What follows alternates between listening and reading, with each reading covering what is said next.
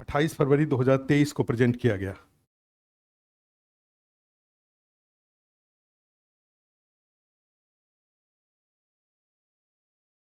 दो 2023 को ये प्रेजेंट किया गया, और किसके द्वारा प्रेजेंट किया गया? By Bihar finance minister Vijay Kumar, mister Vijay Kumar Chaudhary के द्वारा प्रेजेंट किया गया। इससे पहले before it on 27 February Bihar economic सर्वे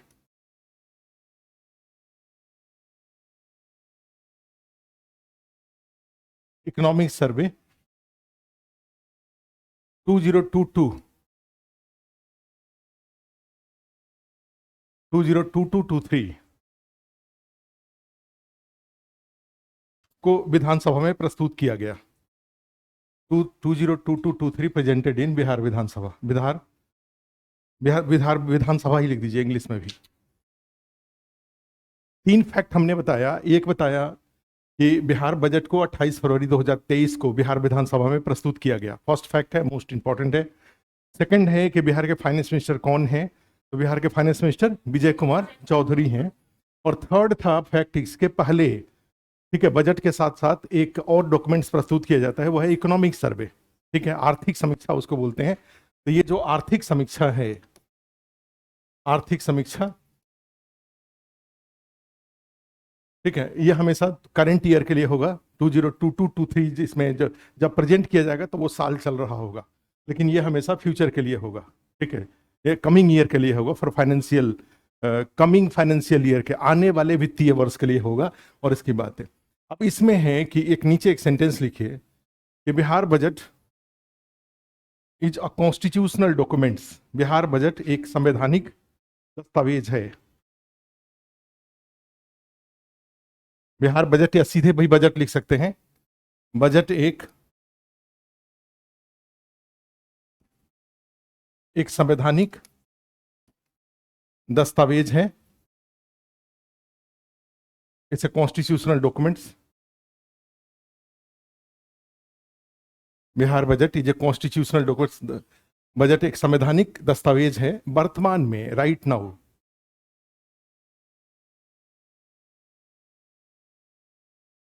वर्तमान में Bihar FRBM act 2006, right now it prepared according to Bihar FRBM act 2006। वर्तमान में इसे FRBM act 2000, Bihar FRBM act 2006 के तहत तैयार किया जाता है। FRBM का फुल फॉर्म क्या है? Physical responsibilities and budgetary management act. आप देखेंगे कि 27 तारीख को जब बिहार विधानसभा में विजय कुमार चौधरी जी खड़े हुए, तो उन्होंने ये सेंटेंस यूज किया कि माननीय अध्यक्ष, मैं बिहार FRBM एक्ट 2006 के तहत, ठीक है, आर्थिक समीक्षा सदन में, उसके बाद फिर आता है 28 तारीख को बजट। तो ये क्या चीज है, ये FRBM एक्ट 2006 क्या है? तो इसका जो सेंट्रल गवर्नमेंट का जो कानून है वो है 2003 का, FRBM एक्ट 2003। राज्य सरकार ने उस 2003 का जो सेंट्रल गवर्नमेंट का जो बजटरी मैनेजमेंट के लिए, चूंकि बजट भी एक तरह से क्या है, एक कहा जाए कि वित्तीय लेन देन का लेखा जोखा होता है। It's a accounting of all type of transaction on central government level and all type of transaction on state government level. केंद्र के स्तर पर केंद्रीय बजट के माध्यम से एक साल का जो भी आय और व्यय है उसका एक अनुमान रखा जाता है। राज्य में जाते हैं तो उसमें भी इनकम और एक्सपेंडिचर का एक एस्टीमेट बिहार विधानसभा में बजट के रूप में रखा जाता है। अब यहां पर क्या था कि मान लो जैसे 2 बातें होती हैं इसमें। अब यह आय और व्यय का जो अनुमान रखा जाएगा उसमें हमेशा एक कैजुअल अप्रोच की चांसेस रहते हैं सरकार के द्वारा। कैजुअल अप्रोच का मतलब क्या हुआ कि जैसे मान लो अगर ये जो स्टेट गवर्नमेंट की ही बात करें, पब्लिक फाइनेंस जिसको बोले, केंद्र सरकार का या राज्य सरकार का वित्त, इसका हिंदी होता है सार्वजनिक सार्वजनिक वित्त इसका होगा। तो यहाँ पे हमेशा एक अप्रोच इस बात की चांसेस हैं कि ये जो सार्वजनिक वित्त है इसका जो इनकम वाला पार्ट है, जो आय वाला पार्ट है, वो मान लो 100 पैसा है और एक्सपेंडिचर वाला पार्ट है, ठीक है, एक्सपेंडिचर वाला पार्ट को मान लीजिए 110 रुपया, 110 पैसा इसको मान लीजिए 1 मिनट के लिए। तो हमेशा इस बात के चांस हैं कि भाई इसको लाने में तो मेहनत करना पड़ता है, कहाँ कहाँ से आएगा, जीएसटी कैसे आएगा, इनकम टैक्स कैसे आएगा, तो इसके लिए तो एफर्ट करना पड़ेगा। लेकिन इसके लिए तो कोई एफर्ट नहीं है ना भाई, भाई तुम ले जाओ तुम ले जाओ तुम ले जाओ, भाई जितना मर्जी उठा उठा करके देते जा रहे हैं। क्लियर है। अभी पता चला कि जी सेंट्रल गवर्नमेंट द्वारा 6,000 रुपया किसानों को दिया जा रहा है। अभी महाराष्ट्र का बजट आया, उसमें ये आया कि भाई अब Maharashtra government will provide extra 6,000 rupees to farmers, माने महाराष्ट्र के सारे किसानों को 12,000 रुपया साल का मिलेगा, इस तरह के। तो अब ये डिक्लेरेशन करने और बजट से ये पैसा देने में कितना मेहनत लगा। जैसे ये जो एक मॉडल आप देखते होंगे दिल्ली का, जो दिल्ली मॉडल आजकल वो चलता है, जो माननीय मुख्यमंत्री जी अरविंद केजरीवाल जी हैं, इनका मॉडल है, जहां जाते हैं वहीं पे भाई इतना इनको 5,000 रुपये फ्री, तो इनको 6,000 रुपये फ्री, तो इनको पानी का बिल फ्री, तो बिजली का भी फ्री। ये फ्री करना तो हम ही को मुख्यमंत्री बना दो, हम ही सब सब खजाना खोल देंगे। भाई फ्री में क्या होगा भाई, सारे सड़कों के किनारे सारा वो खोल देंगे, रेस्टोरेंट खोल लेंगे, जो मर्जी सो आके फ्री में खाओ, घर में जो बिजली है फ्री में। भाई ये फ्री फ्री कोई, इसके लिए कोई बहुत ज्यादा टैलेंट की आवश्यकता नहीं है। टैलेंट की आवश्यकता किस बात में है कि बिना फ्री के लोगों को इस तरह से इंपावर्ड करें कि वो खुद ही पैसा पे करके उस सर्विसेज को खरीद ले। हम गवर्नमेंट का काम क्या होगा, गवर्नमेंट का काम होगा टू प्रोवाइड 24/7 बिजली, इलेक्ट्रिसिटी। और इसके लिए गवर्नमेंट को बहुत कुछ करना पड़ेगा, जनरेशन ऑफ इलेक्ट्रिसिटी से लेकर के डिस्ट्रीब्यूशन ऑफ इलेक्ट्रिसिटी से लेकर के ये सारे सिस्टम क्रिएट करने पड़ेंगे, तब लोगों को 24/7 बिजली मिलेगा। तो गवर्नमेंट अगर यही काम कर दे तो लोग अपना तो बिजली जितना यूज करेंगे उतना तो उनको खरीद ही लेना चाहिए। क्लियर है। तो ये फ्री का मॉडल तो बड़ा आसान है, उसके लिए कोई एक्स्ट्रा टैलेंट की आवश्यकता नहीं है। आपको चीफ मिनिस्टर बना दिया है तो आप भी वो काम कर लेंगे, हमको बना दिया है तो हम तो और ज्यादा काम कर लेंगे, वो वाला नहीं। नहीं, तो इसमें हमेशा एक कैजुअल अप्रोच का चांस है कि ये इनकम कम आएगा।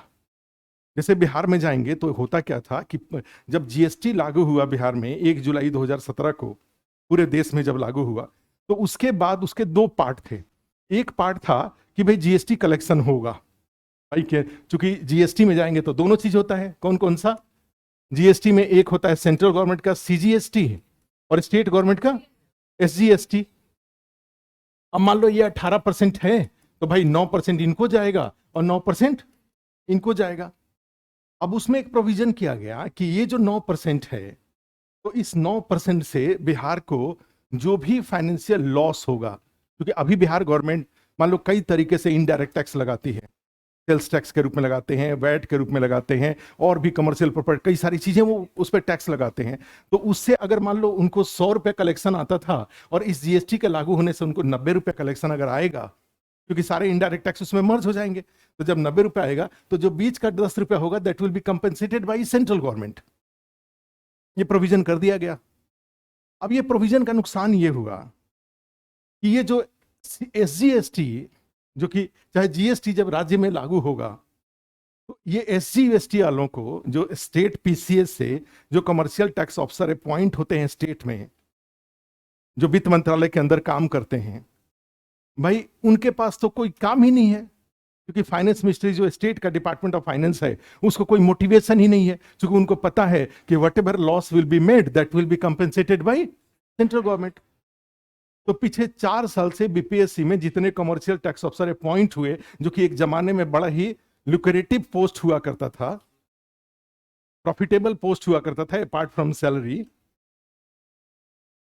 और उसको लोग बजाते जाया करते थे वो रजिस्ट्रार वाले पोस्ट में और कमर्शियल टैक्स ऑफिसर वाले। कहीं रसगुल्ला खाने गए, भाई उसने पैसा मांगा, दूसरे दिन जाके उसको थप्पड़ डाल दिए, सिनेमा हॉल के अंदर गए, पिक्चर नहीं दे पाई, 4-5 फोन कर दिया, केवल 4-5 पास आ गया, जितने भी नाते रिश्तेदार हैं सब जा करके, अदरवाइज इंटरटेनमेंट टैक्स पहुंच जाएंगे, वही इंटरटेनमेंट टैक्स दिखाओ। तो उसके ये हाल ये हुआ कि पिछले 4 साल से बिहार में जो कमर्शियल टैक्स ऑफिसर थे वो ऐसा यूजलेस हुए थे कि अब पूछो मत। मैंने एक तरह नहीं कहा जाता है कि प्रायोरिटी भर के अपने रैंकिंग में ऊपर में आपने सीटीओ भर लिया, आपको सीटीओ मिल गया, और बिहार में जब काम करने गए तो पता चला कि कोई काम ही नहीं है। क्यों काम नहीं है? क्योंकि स्टेट गवर्नमेंट के पास कोई मोटिवेशन ही नहीं है टैक्स कलेक्शन करने का। क्लियर है? क्योंकि will be the difference amount will be compensated by central government. अब जब वो 5 साल कंप्लीट हो गया 2022 में 31 मार्च को, ये जो 5 साल था वो 5 साल कंप्लीट हो गया, अब क्या होगा? This difference amount will not compensated by central government. अब ये कंपनसेट नहीं होगा। अब जो भी आपके यहाँ, चूंकि जीएसटी एक डेस्टिनेशन टैक्स है, भाई रसगुल्ला जहां बनेगा बनेगा बंगाल में, बिकेगा बिहार में, तो बिहार को टैक्स मिलेगा। अब जो बंगाल वाला रसगुल्ला जो बिहार में बेच रहा है वो कोई टैक्स ही नहीं दे रहा है, तो जब टैक्स नहीं दे रहा है तो बिहार गवर्नमेंट को तो SGST इक्वल टू 0 होगा। भाई बंगाल को तो इससे नुकसान नहीं है ना, क्योंकि बंगाल में जो रसगुल्ला बना है बिहार में वो जाके, गुजरात में साड़ी बना है बिहार में जाके बिक रहा है, तो उस पर तो बिहार गवर्नमेंट को कोई, भाई गुजरात गवर्नमेंट को तो कोई टैक्स मिलता नहीं है। अब वो साड़ी बिहार में आ गया, बिकेगा, तो सेंट्रल गवर्नमेंट को तो मिलेगा ही मिलेगा, बिहार गवर्नमेंट को भी तो 9% मिलेगा। तो पहले तो ये 9% नहीं मिलेगा तो कोई बात नहीं, it will be compensated by central government. लेकिन अब 9% नहीं मिलेगा, तो अब आपके पास दो विकल्प है, भाई चाहे मुझे मिले ना मिले, भाई सेंट्रल गवर्नमेंट को नहीं मिलना चाहिए। आ रहा समझ में? सेंट्रल गवर्नमेंट को, ये सेंट्रल गवर्नमेंट को 9% ना मिले, इसलिए मैं भी अपना 9% का लॉस करूंगा। अब इस तरह से रिवेंजफुल अगर हैं आप सेंट्रल गवर्नमेंट के साथ, तब तो आप ऐसा अभी भी अपने कमर्शियल टैक्स अफसर हैं उनको बिठा के रखेंगे। अदरवाइज अगर आपको अपने 9% की चिंता है, राज्य का बजट को ठीक करना है, राज्य में डेफिसिट को कम करना है, राज्य के पास एक्सपेंडिचर बढ़ाने के लिए अपने पैसे करने हैं, तो अपने सारे सीटीओ को आप क्या करेंगे? अब सड़कों पे उतार देंगे, जाके बेटा देखो कौन कौन रसगुल्ला बेच रहा है, कौन कौन रसमलाई बेच रहा है, और टैक्स दे रहा है कि नहीं दे रहा है। ऐसा तो नहीं है कि बिल बना रहा है, बिल में लोगों से ले रहा है और हमें नहीं दे रहा है। भाई कोचिंग में पता चला कि 5-2 हजार बच्चे बैठे हुए हैं और कोचिंग से 1 रुपया जीएसटी नहीं आ रहा है। सोना चांदी में इतना सारा हो रहा है, पता चला कि 1 रुपया टैक्स जमा नहीं हो रहा है। सारा समझ में? तो अब क्या हुआ कि जैसे जिस दिन से ये कंपेंसेशन वाला कहानी स्टोरी खत्म हुआ सेंट्रल गवर्नमेंट से, आपके कमर्शियल टैक्स अफसर के जीवन क्या हो गए हैं? नाना संघर्ष का है हो गए हैं, जीवन बदल गए हैं। एक टीटी जैसे होता है, एक टीटी के अंदर में 1 बोगी हो और एक टीटी के अंदर में 3-4 बोगी हो, तो टीटी क्या होगा? 4 बोगी आने से वो दुखी होगा कि उसका साम्राज्य विस्तार हो जाएगा, उसका साम्राज्य विस्तार हो जाएगा ना, तो वो खुश हो जाएगा ना वो। तो उसी तरह से कमर्शियल टैक्स अफसर पहले जो ऑफिस में बैठ के बोर होते रहते थे, अब बोर होने के लिए कुछ भी नहीं है, सब हाईली एक्टिव है, ठीक है, कंस्ट्रक्टिवली। चुकी अब उनको स्टेट गवर्नमेंट से टारगेट मिल जाता है कि आपको SGST से इतना पैसा वसूलना है, अब आप इसके लिए काम करिए। क्लियर है ये? तो इसमें अब क्या है, तो ये क्यों बताया हमने? इसलिए बताया कि होता क्या था कि ये जो एक्सपेंडिचर वाला पार्ट है ये बड़ा इजी है, इनकम वाला पार्ट डिफिकल्ट है। तो इसमें जो फाइनेंस मिनिस्टर होंगे उनकी जनरल टेंडेंसी क्या होगी कि भाई हम क्या करें, अपना हमारा जो इनकम है चाहे जो आए सो आए, एक्सपेंडिचर अपना जितना हो सके, आप दोनों हाथ खोल के एक्सपेंडिचर कर रहे हैं। बीच में डिफरेंस क्या हो जाएगा? ये बीच में जो फिजिकल डेफिसिट होगा, जो घाटा जिसको बोलते हैं, ठीक है, वो घाटा क्या हो जाएगा? बढ़ जाएगा। और बढ़ जाएगा तो मेरा क्या जा रहा है? ये फाइनेंस मिनिस्टर मेरा क्या जा रहा है? अब यहां पे नहीं, आपका अब जाएगा। उसके लिए क्या किया उन्होंने? एक कानून बनाया, उस कानून का नाम था FRBM act 2003, physical responsibility and budgetary management act 2003 उन्होंने बनाया। और उस बना करके उसमें यह कंपलसरी कर दिया कि ये जो डेफिसिट है वो उस समय के अनुसार 3% से ज्यादा, GDP का 3% से ज्यादा नहीं हो सकता, और स्टेट गवर्नमेंट के लिए ये 2.5% से ज्यादा नहीं हो सकता। ठीक है? और जब कंपलसरी, जब ये टारगेट हो जाएगा, जहां टारगेट इसमें बढ़ा या घट बढ़ा, मान लीजिए 3 से 3.5 हुआ, अब आपको पार्लियामेंट में जाना पड़ेगा आपको इस टारगेट को रिवाइज कराने के लिए। तो पार्लियामेंट में जब जाएंगे तो इससे क्या होगा? आपका इज्जत बढ़ेगा कि घट जाएगा? घट जाएगा। कैसे इनइफिशियंट आदमी है भाई, कोई ना कोई लॉजिक तो बताना पड़ेगा आपको। मान लीजिए कोरोना का पैंडेमिक है तो चलो चल जाएगा, लेकिन अदरवाइज नॉर्मल डेज में अगर आप कलेक्शन इनकम नहीं बढ़ा पा रहे हैं, एक्सपेंडिचर को घटा नहीं पा रहे हैं, ठीक से नहीं कर पा रहे हैं, तो पार्लियामेंट में तो आपकी बेइज्जती होगी। तो इससे क्या हुआ, एफआरबीएम एक्ट के लाने से एक बजटरी सिस्टम में एक डिसिप्लिन, एक सेंस ऑफ डिसिप्लिन आया। फाइनेंस मिनिस्टर अब जो मर्जी सो, अब राजा वाली स्थिति नहीं रही। अब वो फाइनेंस मिनिस्टर हमेशा कोशिश करेंगे इनकम को बढ़ाने की और एक्सपेंडिचर को घटाने की, जैसे कि फिजिकल डेफिसिट कंट्रोल में रहे, एक सर्टेन लिमिट में रहे। जो डेफिसिट फाइनेंसिंग एक पॉजिटिव चीज होता है, उसको उसके अकॉर्डिंग जीडीपी का 3% से ज्यादा ये ना होने पाए। बीच बीच में कई बार आगे पीछे चीजें होती रही। 2008 में ग्लोबल रिसेशन आया, अमेरिका में एक सबप्राइम क्राइसिस आया था, भीषण। दो कहा जाता है कि जो 1929 का रिसेशन था उससे बड़ा रिसेशन था 2008 वाला। ठीक है, तो 2008 में रिसेशन आया, फिर ये फिजिकल डेफिसिट के सारे टारगेट खत्म हो गए, ध्वस्त हो गए। फिर रिसेशन जब आया तो ग्लोबल मार्केट में रिसेशन आया, इंडियन मार्केट में भी रिसेशन आया, तो सारे टैक्स कलेक्शन घट गए, इनकम टैक्स घट जाएगा, कारपोरेट टैक्स घट जाएगा, इकोनॉमिक एक्टिविटीज कम हो गई, तो उससे कस्टम ड्यूटी घट गया। तो इससे क्या हुआ कि एक झटके में ही जीडीपी जो फिजिकल डेफिसिट है वो बढ़ गया, डबल ट्रिपल हो गया। फिर उसके बाद चलते रहा, नॉर्मल चलते रहा, तब तक कोरोना आ गया। और कोरोना आया तो इसमें भी क्या हो गया, कोरोना पैंडेमिक में भी एकदम से ये 6.4%, 6.8% तक बढ़ गया है। तो बीच बीच में चीजें आ रही हैं। अभी आप सेंट्रल गवर्नमेंट के बजट में जाएंगे तो देखेंगे 2004-5 से 2025-26 तक इसको घटा करके फिजिकल डेफिसिट को 5.9% से घटा करके कहाँ करना है, 4.5% करना है, ये घटाना है इसको। ठीक है, बाद में फिर ग्रेजुअली फिर क्या होगा, सब चीज नॉर्मल रहा तो ये। लेकिन अब दिक्कत है कि आने वाले दिनों में चीजें बहुत नॉर्मल नहीं रहेंगी। इसीलिए नॉर्मल नहीं रहेंगी कि पूरे वर्ल्ड, अगर आपको इकोनॉमिक एक समझ होनी चाहिए कि पूरे वर्ल्ड में जो मोस्ट ऑफ द कंट्रीज हैं वो सारे डेवलप्ड हो रहे हैं। और जब सारे देश डेवलप्ड होते हैं तो आपसे क्वेश्चन पूछा जाए कि कहाँ पे जीडीपी, जीएसडीपी ग्रोथ, स्टेट का जो होता है वो होता है जीएसडीपी, कहाँ का जीएसडीपी ग्रोथ ज्यादा तेज होने के चांसेस हैं, बिहार का या महाराष्ट्र का? है बिहार का। क्यों? क्योंकि बिहार का जो बेस है 100 रुपया पर 10 रुपया एक्स्ट्रा अगर ऐड होगा एक साल में तो ये 10% हुआ। और महाराष्ट्र का अगर 1 लाख रुपया मान लो है और उस 1 लाख पे अगर 5,000 रुपये ऐड होगा तब भी ये कितना होगा, ये 5% होगा। तो कहां 5,000 ऐड हो रहा है तो 5% हो रहा है, और कहां सिर्फ 10 रुपया ऐड हो रहा है तो 10% हो जा रहा है। बिहार का जो जीएसडीपी का साइज है वो साइज छोटा है। ठीक है, यहां महाराष्ट्र का जो जीएसडीपी का साइज बड़ा है। दूसरी बात, ये जो 5,000 भी ऐड करेंगे कहां, मोस्ट ऑफ द कंट्रीज में ये जो जोड़ने वाला जगह है वो खत्म होते जा रहा है। सारे एयरपोर्ट बन गए, सारे रोड बन गए, सारे इंडस्ट्रीज बन गए, हर आदमी के घर में टीवी है, एसी है, सब कुछ घरों में, हर आदमी के घर में गाड़ी है। जब सब कुछ है ही तो फिर डिमांड कहां से आएगा, और डिमांड नहीं आएगा तो फिर जीडीपी, भाई जीडीपी ग्रोथ किसको कहा जाता है? पिछले साल जितना था उसमें इस साल कितना अधिक आ रहा है। पिछले साल घर का इनकम अगर 1 लाख है तो इस साल वो 1 लाख तो आएगा ही आएगा। पिछले साल 1 लाख था, इस बार भी 1 लाख है, तो इसका मतलब आपके घर का जो ग्रोथ हुआ वो 0% हुआ। तो जब एक्सपेंडिचर तो घर का बढ़ जाएगा ना, पिछली बार एक रोटी खाते थे, इस बार तो 1.5 रोटी खाएंगे, तो भाई घर में इनकम तो ज्यादा होना चाहिए। तो इस बार, पिछली बार अगर 100 रुपया है और इस बार 110 रुपया होगा, तब आपके घर में माना जाएगा कि पिछली बार की तुलना में कुछ एक्स्ट्रा काम हुआ है। तो अब समस्या यह है कि मोस्ट ऑफ द जो कंट्रीज हैं वहां पे एक्स्ट्रा काम के चांसेज अब नहीं है। अब एक्स्ट्रा काम के चांसेज नहीं है तो ऐसी स्थिति में ग्लोबल रिसेशन के चांसेज, अभी भी आप सुन रहे हैं कि India is the highest GDP growth country with highest GDP growth, क्योंकि मोस्ट ऑफ द, आपको चारों तरफ से सुनाई दे रहा है, अमेरिका से लेकर, जापान से लेकर के, चाइना से लेकर के, सब जगह ग्लोबल रिसेशन है। इस बैकग्राउंड में, रिसेशन के बैकग्राउंड में इंडिया का जो जीडीपी ग्रोथ बढ़ रहा है, इसके पीछे का रीजन क्या है? इसके पीछे सबसे बड़ा रीजन ये है कि India is in process of making up.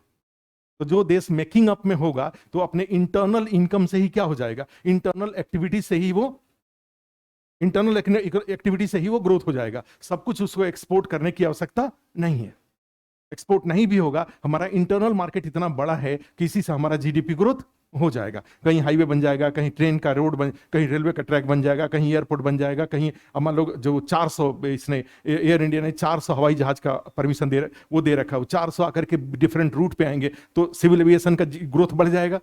तो इंडिया में भी बहुत पोटेंशियल है, अपने इंटरनल मार्केट पर ही हम अच्छे से फोकस करें तो एक्सटर्नल के बदले। क्लियर है? तो इसी बैकग्राउंड में क्या आया था कि ये जीएसटी, ये आया था, एफआरबीएम एक्ट आया था, सेंट्रल गवर्नमेंट का 2003 का था और बिहार गवर्नमेंट का 2006 का है, याद रखिएगा। तो जहां 2006 लिखे थे उसकी ब्रैकेट में लिख देना था कि केंद्र सरकार का 2003, FRBM act of central government is 2003। बताइए।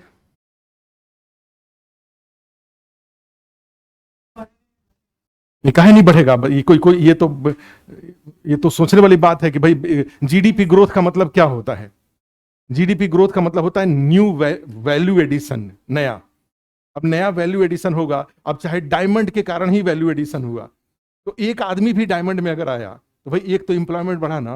वर्स्ट केस की बात करूं, भाई डायमंड एक इंप्लॉयमेंट जनरेटिंग एक्टिविटीज नहीं है।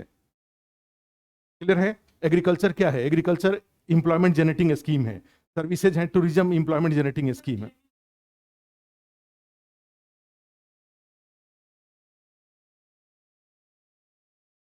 ना ना, ऐसा कुछ नहीं दिखाता है। कैसे दिखाएगा? रिसेशन का डेफिनेशन क्या होता है? रिसेशन का डेफिनेशन ही होता है कि जीडीपी ग्रोथ निगेटिव जब होगा तो रिसेशन होगा। तो जीडीपी जब ग्रोथ है तो फिर रिसेशन कैसे होगा? रिसेशन, ना ना, ये हाइपोथेटिकल क्वेश्चन क्रिएट मत करिए। जो अगर कुछ इस तरह का डेटा है तो क्लास खत्म होने के बाद हमसे पूछ के उसको क्लियर कर लीजिएगा। ऐसा नहीं होता है। रिसेशन का डेफिनेशन ही है कि continuous decline in GDP growth. GDP विकास दर में निरंतर जो गिरावट होगा तो उसी को क्या कहा जाता है? रिसेशन। जब ये माइनस में चला जाता है तो उसको कहा जाता है डिप्रेशन। क्लियर है? तो जब जीडीपी ग्रोथ में रेगुलर गिरावट होंगी, जैसे ऐसे मान लो ये गिर रहा है नीचे की तरफ, तो उसको फिर तो फिर जीडीपी ग्रोथ कहां कहेंगे उसको? जीडीपी ग्रोथ नहीं कहेंगे। और जब भी, तो स्वाभाविक सी बात है कि दो, माने जीडीपी ग्रोथ दो कारणों से होगा।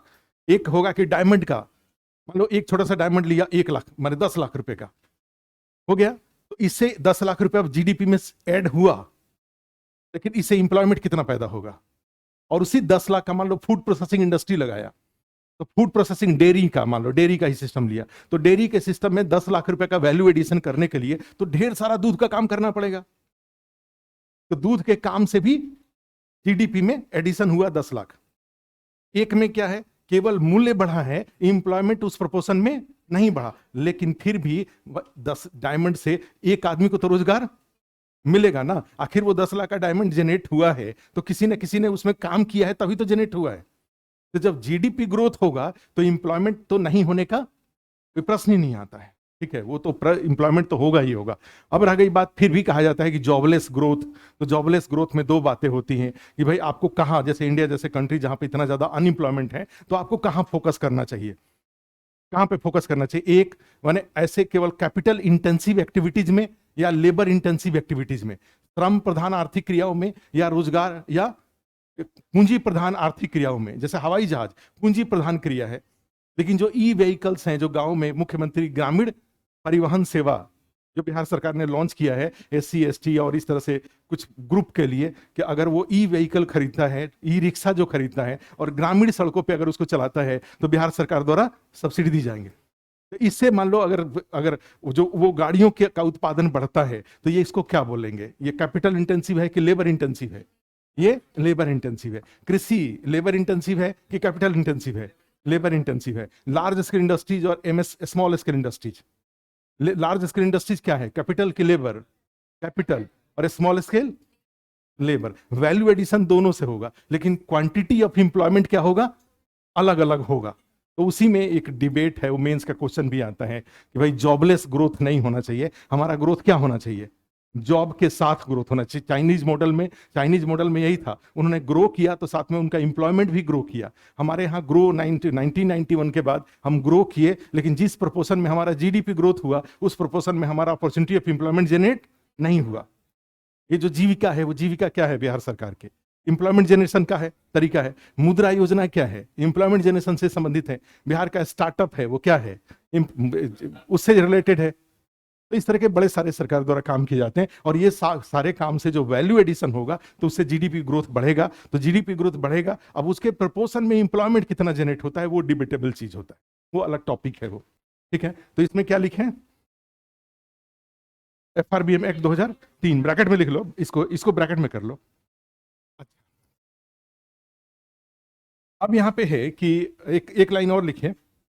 देखो, बजट राजकोषीय नीति का दस्तावेज होता है। Budget is the documents of physical policy. Budget राजकोषीय नीति का दस्तावेज होता है। Budget is the documents of physical policy, दस्तावेज होता है, ठीक है, जिसका प्रावधान संविधान में किया गया है, which has mention in constitution,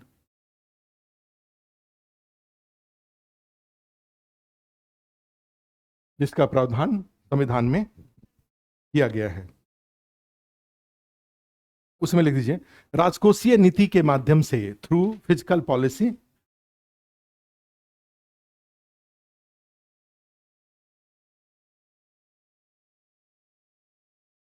सार्वजनिक आय एवं व्यय का निर्धारण किया जाता है, through physical policy, public income and public expenditure related provisions made, सार्वजनिक आय एवं व्यय का प्रावधान किया जाता है, public income and public expenditure related provisions made,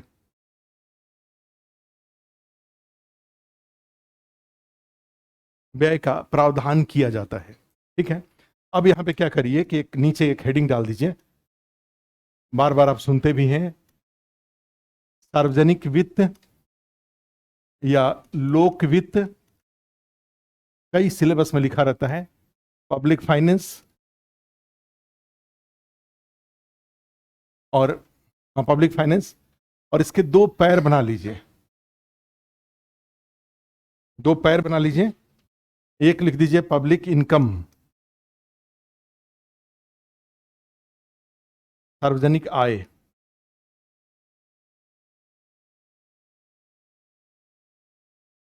दूसरा बना लीजिए पब्लिक एक्सपेंडिचर या सार्वजनिक व्यय, पब्लिक एक्सपेंडिचर, या इसी को बजटीय आय भी कहा जाता है, बजटरी इनकम,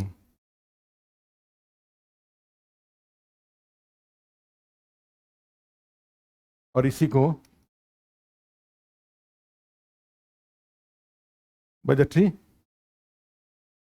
एक्सपेंडिचर भी कहा जाता है। इनकम को फिर से दो भागों में बांट लीजिए, एक लिख दीजिए राजस्व आय, रेवेन्यू इनकम, और दूसरा पूंजीगत आय, कैपिटल इनकम,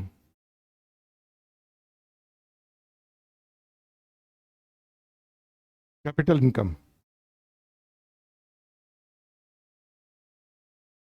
राजस्व आय को फिर से दो भागों में, रेवेन्यू इनकम को फिर से दो भागों में, टैक्स इनकम, इनकम कर आय या non tax revenue income,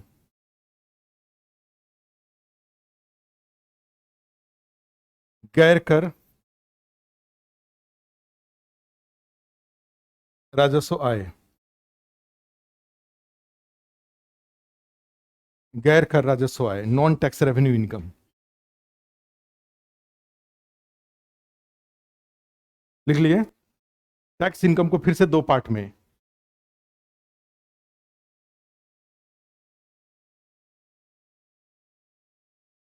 tax income को फिर से दो पार्ट में, एक लिख लो डायरेक्ट टैक्स और दूसरा इनडायरेक्ट टैक्स, प्रत्यक्ष कर एवं अप्रत्यक्ष कर, डायरेक्ट टैक्स और इनडायरेक्ट टैक्स, और इनडायरेक्ट टैक्स। और पूंजीगत आय को दो भागों में, capital income further divided into part. देखो कर्ज आय, इनकम फ्रॉम बोरोइंग, कर्ज आय, कर्ज आय, इनकम फ्रॉम बोरोइंग, और दूसरा गैर कर्ज पूंजीगत आय, नॉन डेप्ट कैपिटल इनकम। नॉन डेप्ट कैपिटल इनकम।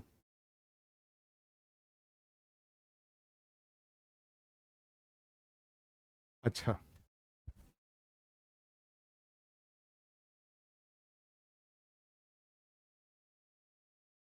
अब देखो बिहार गवर्नमेंट का भी एक,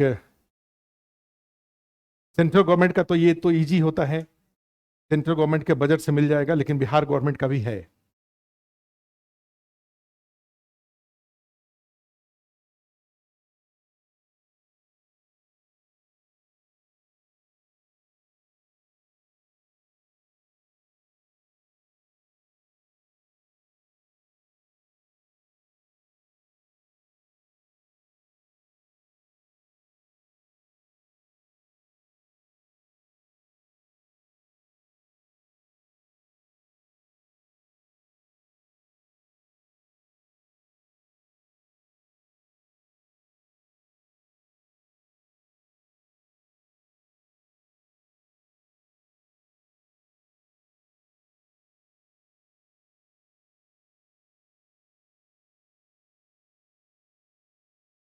एक्चुअली ये एक पेज है, ये उसमें मिलेगा आपको, बिहार स्पेशल वाला, जो जो आपको पीटी के नोट्स में एक इकोनॉमी का नोट्स और बिहार स्पेशल का नोट्स, ये दोनों नहीं मिला है, हिंदी में इंग्लिश में दोनों में, दोनों अब मिल जाएगा।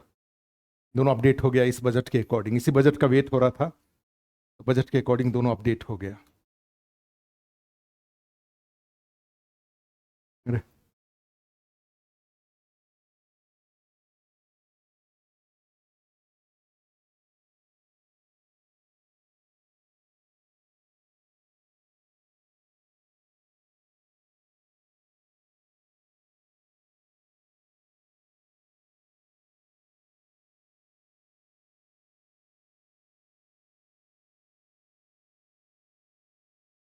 एक मिनट, ये बड़ा अच्छा, इन लोगों ने भी अपना बना रखा है, वो सर्किल, सर्किल नहीं होगा, टेबल नहीं, सर्किल था, एक सर्किल दिया हुआ है,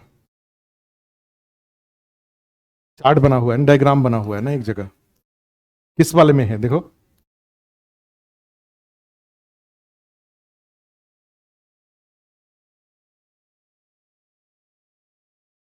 कहाँ दिया है? नहीं, इसमें इसमें ओरिजिनल में ही है, ब्रीफ इंट्रोडक्शन ऑफ बजट, इसमें देखें, इसमें होगा, हो सकता है।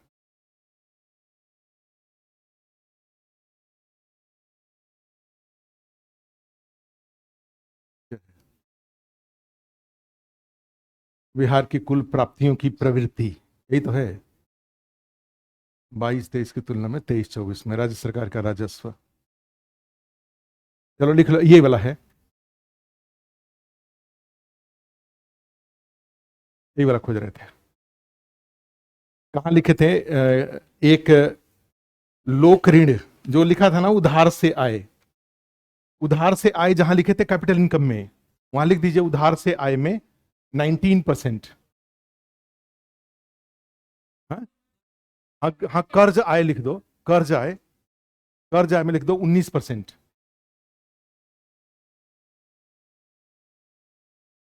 उसके बाद ऋणों की वसूली, गैर कर्ज जो पूंजीगत था, अच्छा उसमें कुछ नहीं है, 0% है ये, नॉन नॉन डेट, केंद्रीय कर में राज्यों का, राज्य सरकार के कर राजस्व, टैक्स इनकम, जो टैक्स इनकम है उसमें 19% टैक्स इनकम लिखा हुआ है ना, टैक्स इनकम लिख दीजिए 19%, लिख लो, टैक्स टैक्स इनकम में 19% लिख लिए। कर राजस्व, राज्य का कर भिन्न राजस्व, कर भिन्न राजस्व, राज्य का कर भिन्न राजस्व 3%, और केंद्र सरकार से सहायता 20%।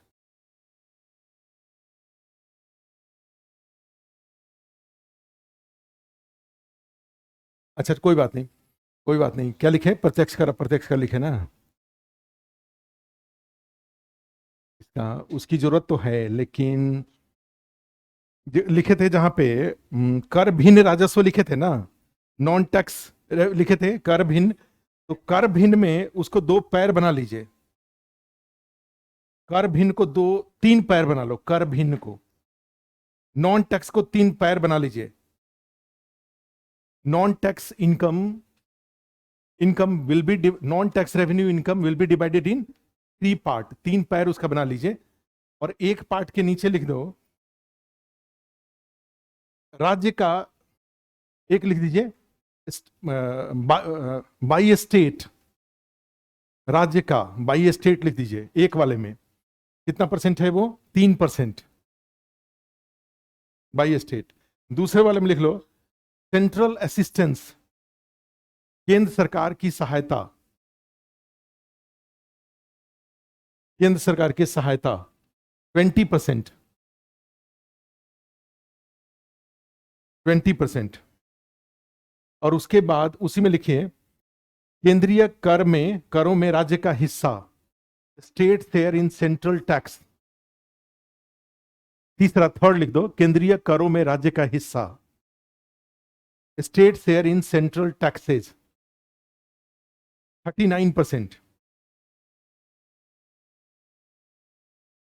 39% लिख दिए। अब तीनों को जोड़ के लिख दीजिए ऊपर, रेवेन्यू, नॉन टैक्स रेवेन्यू में लिख दीजिए। नॉन टैक्स रेवेन्यू कितना आ रहा है? 39 और 20 59 हो गया, 59 और 3 62%, 62 कर दीजिए उसको।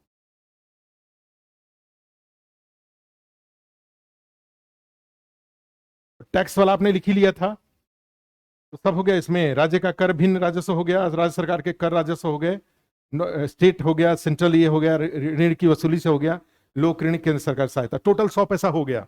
जोड़ के देखो 100 पैसा हो गया है? हा? अच्छा 100 पैसा हो गया तो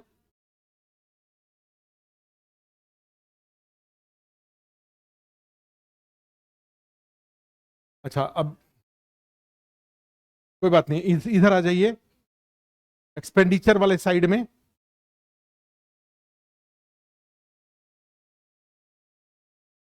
एक्सपेंडिचर वाले साइड में आ जाइए। तो एक्सपेंडिचर वाले साइड में देखो कितना लेग बनाना है, कितना लेग बनाना है। एक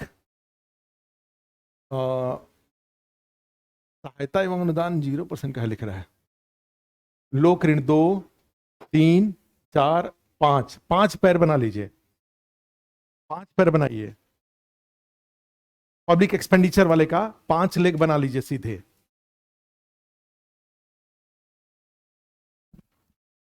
पांच लेग बना लीजिए।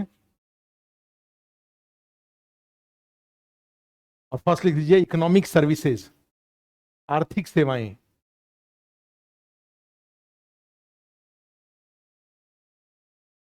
24%, 24%।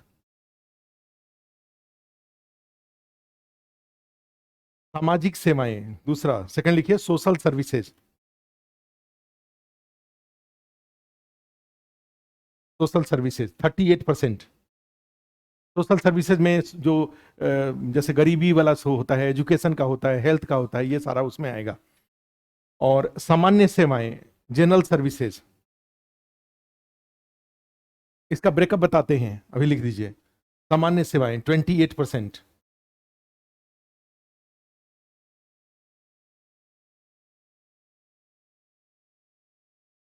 उसके बाद लिख दीजिए ऋण भुगतान, ऋण भुगतान मतलब होता है डेट पेमेंट, डेट पेमेंट 9%। अन्य, अन्य देयता, अदर लाइबिलिटीज,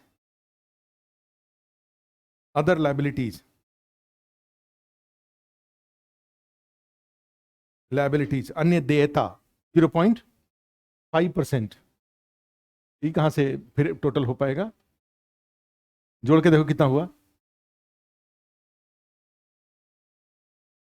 जोड़ के देखो 99.5 हो रहा है क्या? 99.5 हो रहा है।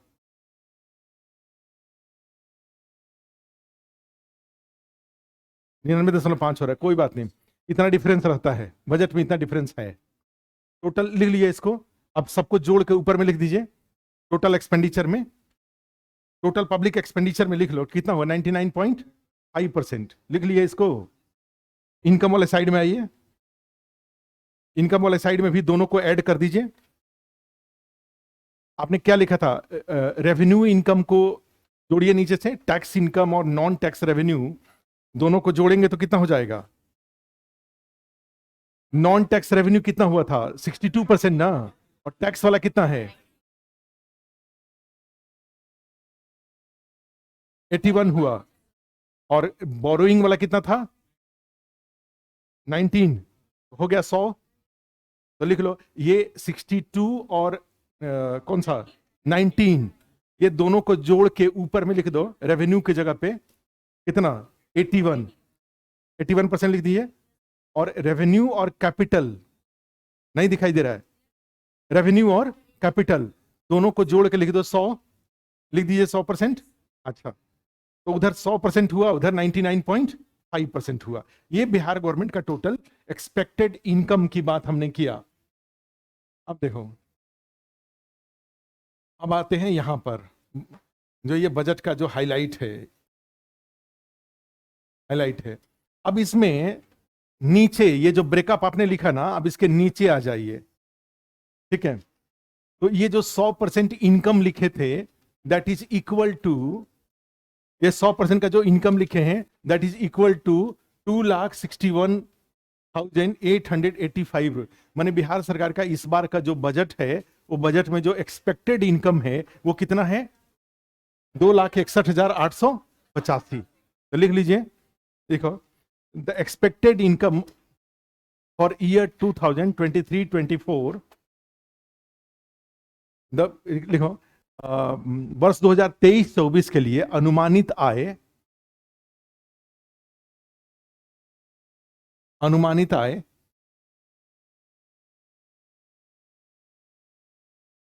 आय 2,61,885.40 रुपया।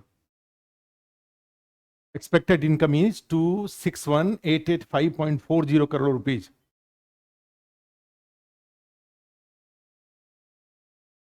ओहो ओहो, एक मिनट, एक मिनट, एक मिनट, एक मिनट, एक मिनट।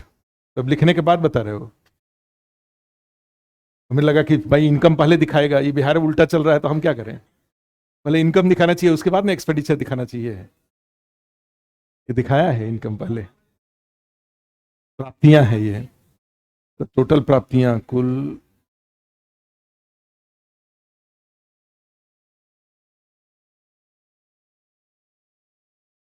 ना ऊपर है, ऊपर ही होगा, कुल प्राप्तियां। अच्छा, क्या लिखे थे? इसको करेक्शन कर लीजिए, 262 कर दीजिए, 262, उसी में करेक्शन कर लो, कोई बात नहीं। तो याद रहेगा, करेक्शन जब हो जाता है तो जरूर याद रहता है। कोई भी फैक्ट के साथ कोई घटना अगर जुड़ जाए तो उसके याद होने के चांसेस बढ़ जाते हैं। 262,085.40 करोड़, 40 तो ठीक ही है, ठीक है, ठीक है। और एक्सपेंडिचर वाले साइड उसी में नीचे लिख दीजिए, कुल अनुमानित व्यय, टोटल एक्सपेक्टेड एक्सपेंडिचर, कुल अनुमानित व्यय, ये वाला अमाउंट लिख दीजिए 261,885.40 करोड़।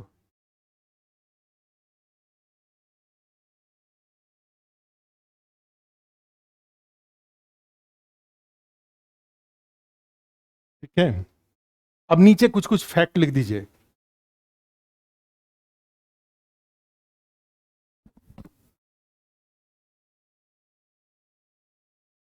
उसमें लिख दीजिए, राज्य के कर आय में in tax income of state government, राज्य के कर आय में in tax income of state government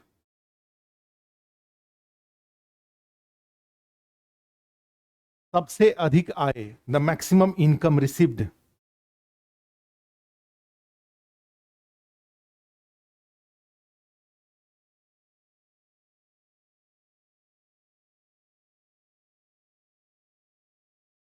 English वाला ही ले लेते हैं, इंग्लिश वाला लेने में ट्रांसलेशन में दिक्कत नहीं होगा। काहे नहीं, इतना दुखी क्यों हो रहे हैं आप? ठीक है, क्या हुआ?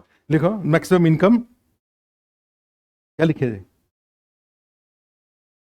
आय, ठीक है, इंग्लिश में लिख दीजिए कमर्शियल टैक्स, व्यवसायिक कर, कमर्शियल टैक्स या व्यवसायिक कर। सेकंड, स्टैंप एंड रजिस्ट्रेशन, उसमें स्टैंप एवं पंजीकरण लिख दीजिए, स्टैंप एवं पंजीकरण। और तीसरा लिख दीजिए ट्रांसपोर्ट, परिवहन, परिवहन, परिवहन। और चौथा लास्ट में लिख दीजिए लैंड रेवेन्यू, भू राजस्व।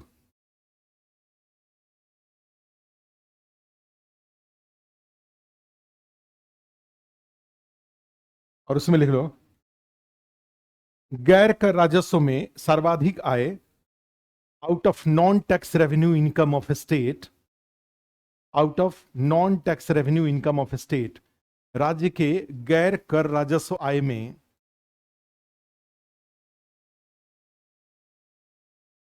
राजस्व आय में।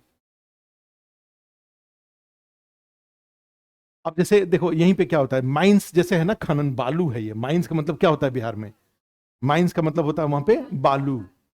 इस बालू को ही अगर ठीक से ये लागू कर दें तो ये जो 3300 दिखाई दे रहा है वो 33,000 हो जाएगा। अब बालू का सारा बेनिफिट किसको मिलता है, गरीबों को कि माफिया लोगों को?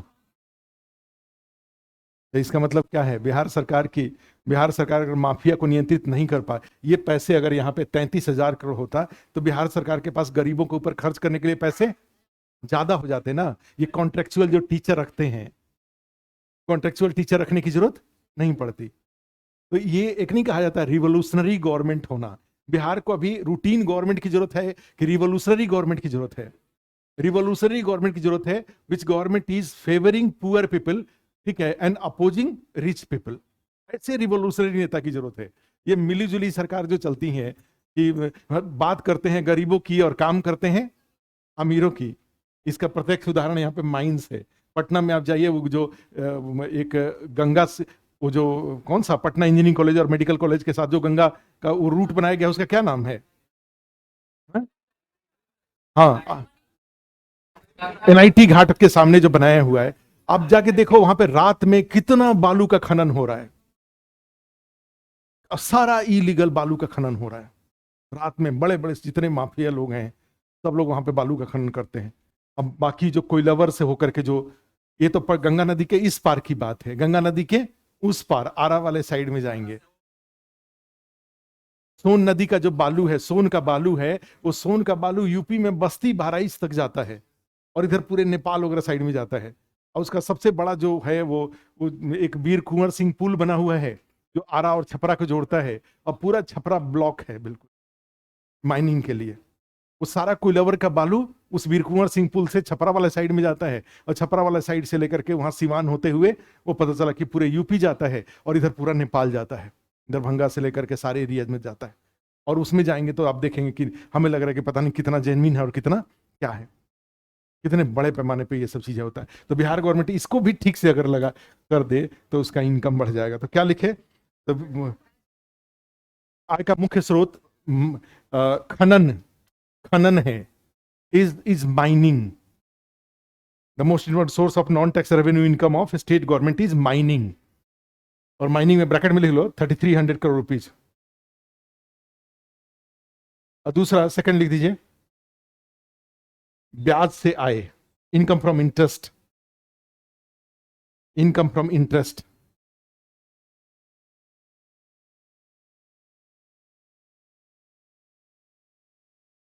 Income from state. एक ऐसा भी जैसे होता है कि स्टेट गवर्नमेंट का एक इनकम, देखो ऊपर वाला है receivable from Jharkhand state due for pension shares liabilities. मैंने बहुत सारे लोग जो कि काम किए और बिहार और झारखंड में, वो क्या थे, झारखंड में उन्होंने काम किया, जब विभाजन हुआ तो ऐसे झारखंड को ऑप्ट करने वाले लोग जो बिहार में आके सेटल हो गए, तो उनका जैसे जो लोग रिटायर हुए थे संयुक्त बिहार में, जो लोग रिटायर हुए थे वो उसमें से जितने लोग बिहार में पेंशन लेते हैं, ठीक है, तो वो तो काम तो दोनों स्टेट में कर रखे हैं ना। वो भाई 2000 के पहले के जो इंप्लॉई हैं वो काम तो दोनों स्टेट में कर रखे हैं। तो भाई उनका जो पेंशन लायबिलिटी है, वो पेंशन लायबिलिटी सैलरी वालों को तो इन्होंने आपस में बांट लिया। भाई पूछ लिया कि आप किधर जाना चाहते हैं, बिहार में कि झारखंड में। तो जो झारखंड में जाना चाहे वो झारखंड सरकार उसका सैलरी देती है, जो बिहार में है वो बिहार सरकार सैलरी देती है। लेकिन जो लोग 2000 के पहले रिटायर हो गए और अभी भी जीवित हैं, उनका पेंशन कौन देगा? केवल बिहार सरकार क्यों दे, केवल झारखंड सरकार क्यों दे? तो उसका जो इनका मैकेनिज्म है, उस मैकेनिज्म में ये वाला इनकम है 843 करोड़। ये एक्चुअली इनकम ये नहीं है, ये क्या है? ये तो मान लो आया और इंप्लॉय को उसी तरह से बांट दिया जाएगा, ऐसा कोई इनकम इसको नहीं कहेंगे। अच्छा, तो ये तो नॉन टैक्स रेवेन्यू में है। इसमें एक लाइन लिख लो, देखो बजट 2023-24 के अनुसार अकॉर्डिंग टू बजट 2023-24, 23-24 के अनुसार राज्य की कर्ज आय, राज्य की अनुमानित कर्ज आय, expected borrowing of state government,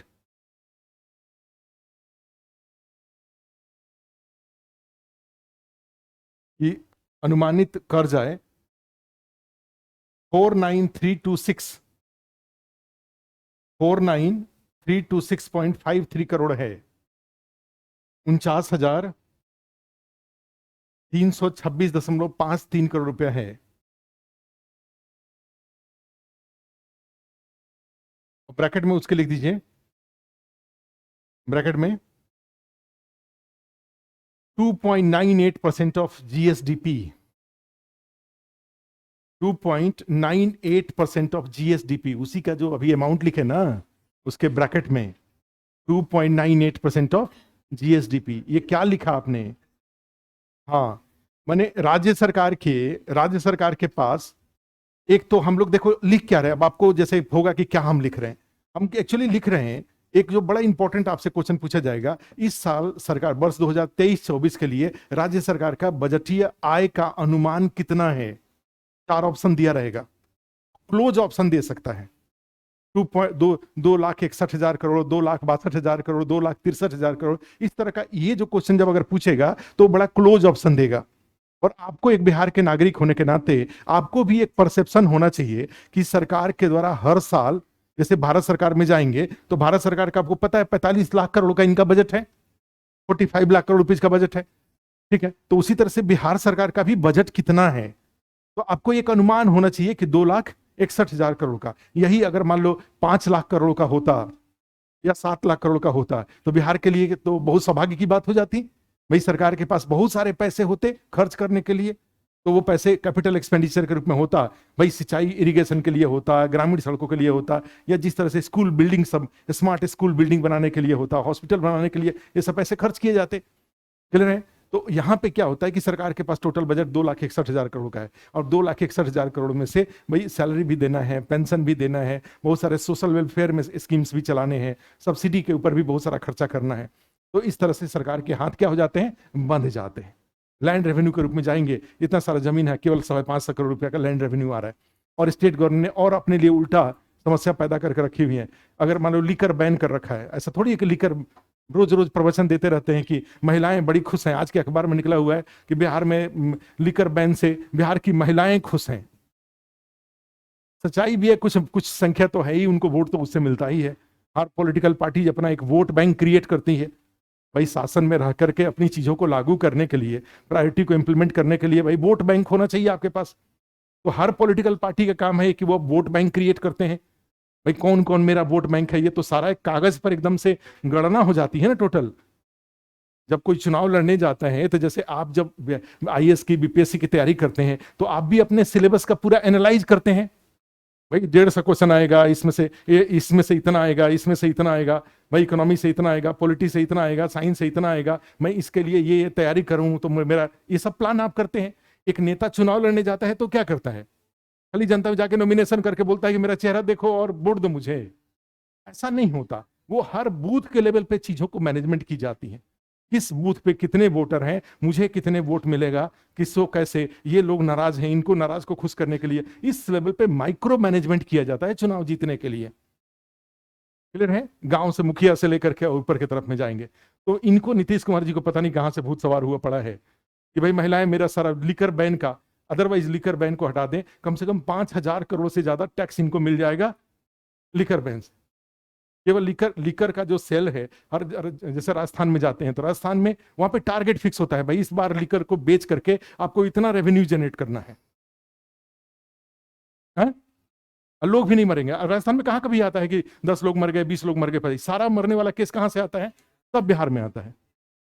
क्यों? सब भाई अब चोरी छिपे सब चीजें हो रही हैं, चोरी छिपे हो रही हैं, तो उसमें सब इलीगल तरीके से। इतना सोचो, बिहार में ये सरकार इतनी इस मामले में इतना खराब, मान लो इसको, इतना इन्होंने नुकसान पहुंचाया इस लिकर बैन को लेकर, पूरा सिस्टम कोलैप्स करा दिया, पूरा लॉ एंड ऑर्डर का फोकस एक पर्टिकुलर जगह पे कर दिया, करप्शन माउंटेड करा दिए, जुडिशरी के ऊपर इतना बोझ करा दिया है कि कोई आदमी अगर गलती से जेल चला जाए तो उसका बेल का हियरिंग में 2-2 महीना 3-3 महीने का डेट आ जाता है, लाइन ही नहीं है, सीरियल नंबर ही, जगह ही खाली नहीं है। क्या है भाई? तो सारा पता चला कि ये सारे जो शराब वाले हैं इनकी सारी सुनवाई हाई कोर्ट में होंगी। डिस्ट्रिक्ट कोर्ट 302 का केस हो या कोई बड़ा बड़ा केस होता है, उसमें डिस्ट्रिक्ट कोर्ट कभी बेल नहीं देता है, बेल हमेशा आपको मिलेगा हाई कोर्ट से, और हाई कोर्ट से बेल लेने जाएंगे, हाई कोर्ट में जगह ही नहीं है, कई कई महीने केस पेंडिंग पड़ा हुआ है। और एक बार गलती से हाई कोर्ट में थोड़ा भी टेक्निकल, अगर अपोजिशन पार्टी ने कोई भी एक डेट ले लिया, जी हमारे वकील का तबीयत खराब है सर, नेक्स्ट डेट दे दीजिए, तो फिर हो गया 11 महीना, अब रहेगा 6 महीना और जेल में।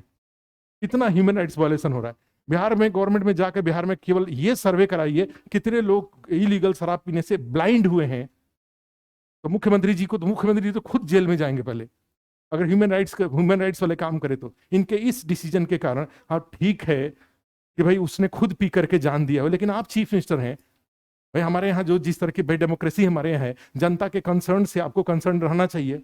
ठीक है, आपने कानून बनाया, कानून का उसने उल्लंघन किया, शराब पिया, लेकिन आप एक बार सर्वे कराइए तो सही कि बिहार में कितने लोग शराब पीने से ब्लाइंड हुए हैं, तो देखेंगे देश में सबसे बड़ा ब्लाइंड का रिकॉर्ड बिहार में बनेगा। इनको कोई पता नहीं है कितने लोग ब्लाइंड हैं, स्पिरिट वाला शराब सब पी करके, और सैकड़ों की संख्या में ब्लाइंड हुए पड़े हैं, अब सब वो गरीब है इनका होता है। तो पूरा जुडिशरी को लेकर के टैक्स कलेक्शन में जाएंगे, कई हजार करोड़ का टैक्स का लॉस है, वो पैसे आते आप एजुकेशन पे खर्च करके, आप हेल्थ सेक्टर पे खर्च करके राज्य को ऊपर उठा सकते हैं। लेकिन एक जिद पकड़े हुए हैं कि दिमाग में, कि आज के अखबार की बात बता रहा हूं, कि आज दैनिक जागरण में देख रहा था, लिखा हुआ है मुख्यमंत्री के अनुसार कि भाई बिहार के लिकर बैन से बिहार की महिलाएं खुश हैं। महिलाएं जब खुश हैं, मुझे वोट मिल रहा है, तो इसको हटाने की क्या जरूरत है? बेंगलोर से आए सब, किसी दोस्त की शादी है, सब आए, होटल में रहे, उधर से पता नहीं कहां से शराब उराब लेके आ गए, और पता लगे आए हैं सब शादी में अटेंड करने के लिए, उनको जेल में बिठा कर रखे हुए हैं। अब कोई आएगा बिहार से, बेंगलोर से कोई आएगा बिहार में किसी दोस्त के यहाँ शादी में? ऐसा ऐसा आपने ये सब काम को, पूरे देश को सुधारने की ठेकेदारी किसने ले रखा है?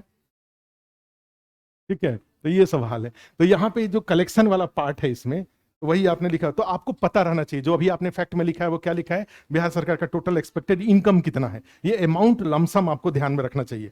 ठीक है, इतना लेजी होने की जरूरत नहीं है, कैजुअल होने की जरूरत नहीं है, ये अमाउंट। अब आता है कि उसमें से कितना इनकम आ रहा है, कहां कहां से कितना इनकम आ रहा है। तो एक डेटा आपको 100% याद रहना चाहिए कि बिहार सरकार का जो, अगर जो ये 2,62,000 करोड़ का इनकम है, इसमें से मेजोरिटी ऑफ इनकम जो आ रहा है वो सेंट्रल गवर्नमेंट से आ रहा है।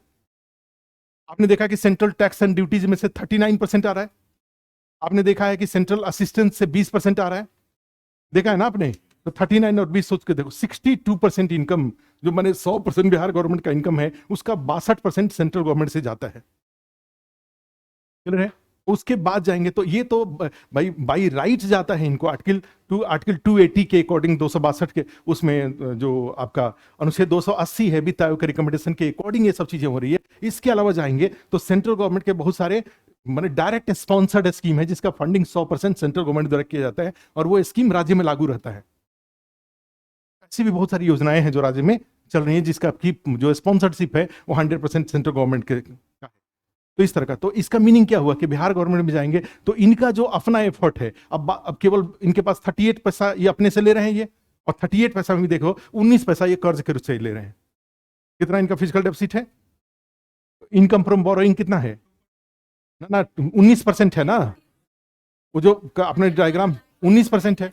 अब सोच के देखो, तो 62 वो और 19 ये हो गया, कितना हो गया? 81% हो गया। सोच के देखो, केवल 19% अपने से ये जनरेट कर पा रहे हैं। अब इतना बड़ा राज्य आप चला रहे हैं, केवल 19% आप अपने से जनरेट कर रहे हैं, क्या राज्य का विकास होगा? भाई आपके अपने सोर्सेज इतना बड़ा कंपनी, भाई राज्य को एक कंपनी बना लीजिए, तो राज्य को कंपनी बना लीजिए, तो इस कंपनी के पास इनकम कम होने चाहिए कि ज्यादा होने चाहिए? तो आपको सोचना नहीं चाहिए कि आपके पास कहां कहां से पैसे आएंगे। तब तो आपका बजट का साइज बड़ा होगा, और बजट का साइज बड़ा होगा तो आप ज्यादा एक्सपेंडिचर कर पाएंगे। लेकिन अब इस तरह से कोई बजट प्लानिंग है ही नहीं, बस डेली शाम को सुनते हैं कि भूजा पार्टी, जो आरसीपी सिंह बता रहे थे, भूजा पार्टी करने से होगा, राज्य चलेगा? ठीक है, चलो, तो ये ध्यान रखना। तो ये जो अमाउंट था, जो फिजिकल डेफिसिट वाला अमाउंट है, फिजिकल डेफिसिट वाला अमाउंट क्या होता है? ये जो 49,000 करोड़ लिखा हुआ है, जितना राज्य का इनकम और एक्सपेंडिचर के बीच में जो गैप होता है, वही कर्ज लेकर के पूरा किया जाता है। तो जो कर्ज की राशि और राजकोषीय घाटा, ये दोनों बराबर होता है। आप भी खुद भी सोच के देखो, अगर आपके घर से आपका एक्सपेंडिचर 100 रुपए है और आपका इनकम 81 रुपए आ रहा है, तो भाई 19 रुपए जो बीच का गैप है, उसको क्या बोलेंगे? उसको बोलेंगे घाटा, डेफिसिट। और वो घाटा कहां से पूरा होगा? कर्ज ऐसे पूरा होगा। तो वही ये दोनों अमाउंट बराबर होता है। राज्य का जो वर्ष 2023-24 का जो फिजिकल डेफिसिट है वो 2.98% है, और ये अमाउंट में जाएंगे तो अराउंड 50,000 करोड़ है। तो अमाउंट में भी इसका कोई ठिकाना नहीं है बीपीएससी का, वो अमाउंट भी पूछ सकते हैं वो, कि वर्तमान में बिहार सरकार की आय में कर्ज आय की कुल भागीदारी कितनी है, what is the share of, ठीक है, borrowing in Bihar government income 49,000 crore rupees, ये अमाउंट भी पूछ सकते हैं। तो फिजिकल डेफिसिट का 2.98 भी याद रखिएगा, और ये भी याद रखिएगा। ये भी इंपॉर्टेंट है कि बिहार सरकार के आय का सर्वाधिक महत्वपूर्ण स्रोत क्या है, what is the most important source of public income of government of Bihar. अगर वहां पे contribution from share from central tax and duties लिखा रहे तो वो टिक करेंगे। क्लियर है? अगर वहां पे ये आता है कि भाई मैंने जैसे से आ रहा है कि सेंट्रल असिस्टेंस वाला आता है, वो भी 20 पैसा है, वो भी एक इनकम। उसके बाद बोरोइंग वाला है 19 पैसा है। लेकिन अब वहां पे स्पेसिफिक क्वेश्चन आता है कि राज्य के कर आय में सबसे अधिक कर से किस कर से आय होती है, what is the most important source of tax income in state taxes for government of. तो उसमें क्या लिखेंगे? Commercial tax. और इस कमर्शियल टैक्स में क्या है? वही एसजीएसटी है। ये जो कमर्शियल टैक्स है उसमें दो टैक्स है, दो इंपॉर्टेंट टैक्स है, ध्यान रखिएगा। एक होगा एसजीएसटी जो राज्य को मिलता है, जो 18 में से 9 तो सेंट्रल गवर्नमेंट के पास चला जाता है, 9 में से फिर लौट के आता है आपको। ये जो 39% जो लिखा हुआ है, आपने कहीं लिखा था ना 39% सेंट्रल टैक्स एंड ड्यूटी। तो सेंट्रल टैक्स एंड ड्यूटीज में से ये जो यहां पे ध्यान रखना, ये जो जीएसटी है, तो जीएसटी अगर 18% है तो इस 18% का 9% और 9%, समझ रहे हैं? ये सीजीएसटी है और एसजीएसटी है। तो ये तो सेंटर के पास गया ना, ये तो राज्य के पास आ गया। यही कहा जाता है कमर्शियल टैक्स।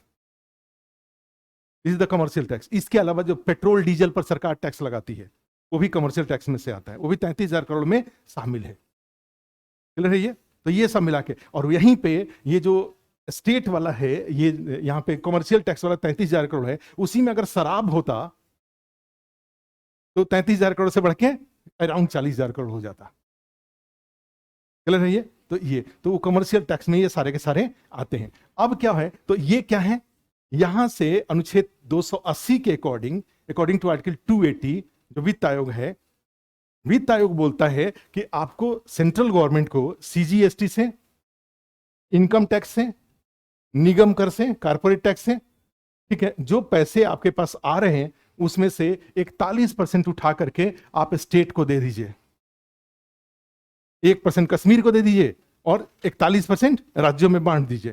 तो वही जो राज्यों को बांटने के लिए, और उस 41% जो राज्यों को देना है, जो सेंट्रल गवर्नमेंट का जो टैक्स वाला, जिसमें से 41% निकाल के बांटना है, उसमें ये वाला भी शामिल है।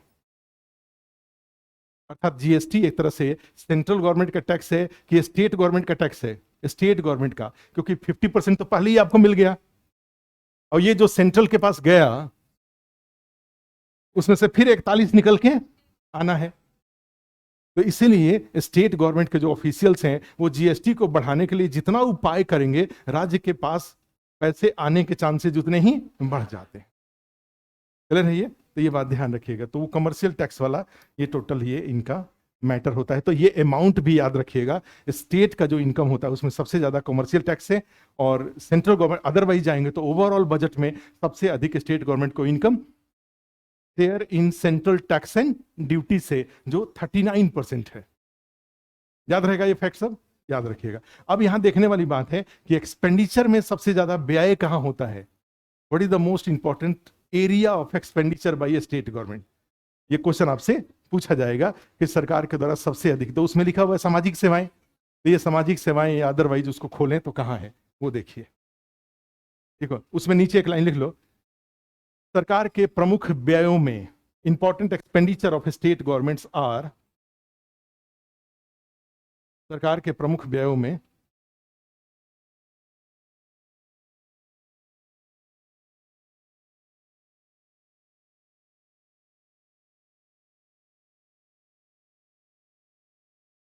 प्रमुख व्यय में, देखो ये वाला पेज दिखाई दे रहा है यहाँ पे,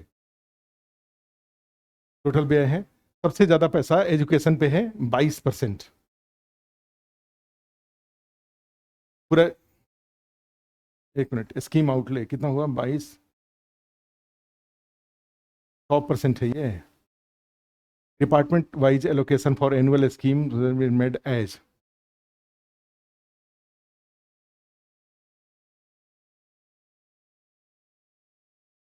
ये सब जोड़ने से कितना आ रहा है ये, 1 लाख आ रहा है। परसेंट पे जाएंगे तो उसमें सबसे ज्यादा क्या खर्च हो रहा है उसके ऊपर, डिपार्टमेंटल है ये, ठीक है। एक मिनट,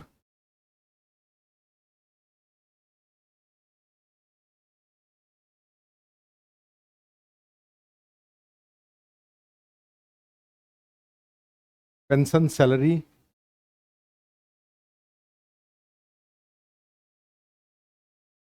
अच्छा एक लाइन नीचे लिखिए, सर्वाधिक प्रमुख क्या लिखे, हाँ, सर्वाधिक प्रमुख व्यय में, व्यय में फर्स्ट लिख दीजिए शिक्षा, एजुकेशन, एजुकेशन,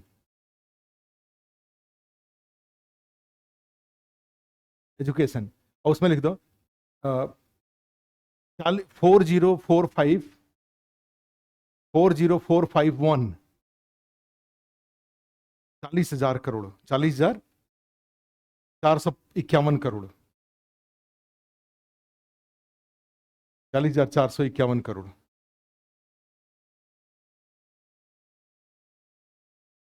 51 करोड़।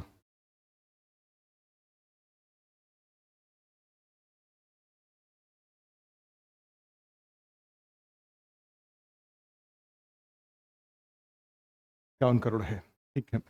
अच्छा और आ जाएगा आगे, और फैक्ट कुछ लिखवा देंगे, पैरा चेंज करके लिख दो, एक लाइन लिखिए, कुछ प्रमुख घाटे, सम इंपॉर्टेंट डेफिसिट्स, कुछ प्रमुख घाटे,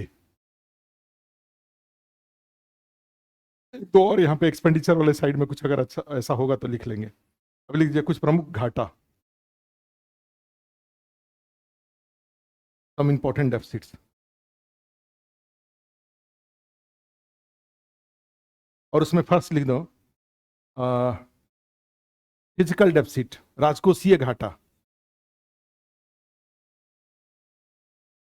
फिजिकल डेफिसिट,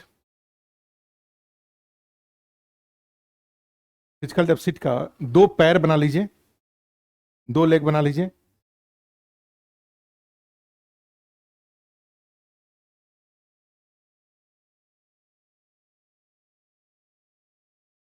एक बना लो 2022-23, 2022-23,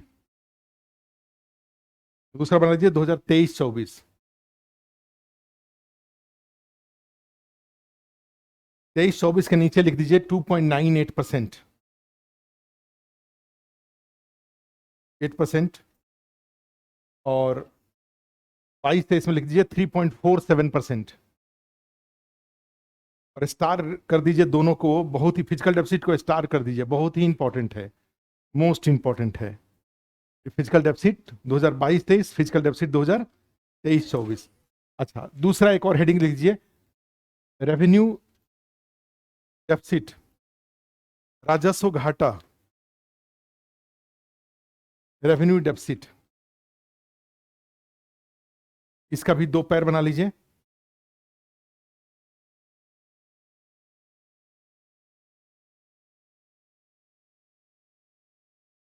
दो पैर बना लीजिए,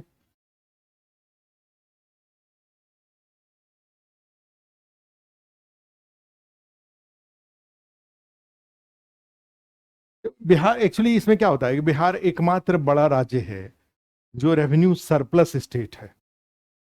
15-16 जो देश के बड़े राज्य हैं, नॉर्थ ईस्ट में भी सब राज्य हैं, गोवा भी राज्य है, हरियाणा भी राज्य है, ये सब राज्य हैं, स्टेट हैं ये। लेकिन जो 15-16 बड़े बड़े राज्य हैं, उन राज्यों में बिहार एकमात्र ऐसा राज्य है जो रेवेन्यू सरप्लस है। रेवेन्यू सरप्लस का मतलब होता है दो तरह के आपने देखा, दो वर्ड बार बार आप सुन रहे हैं, ठीक है, वो पीटी इकोनॉमिक्स वाले क्लास में हमने उसको क्लियर कराया हुआ है, आपका भी क्लास में कंप्लीट करा देंगे उसको, ठीक है। वो है,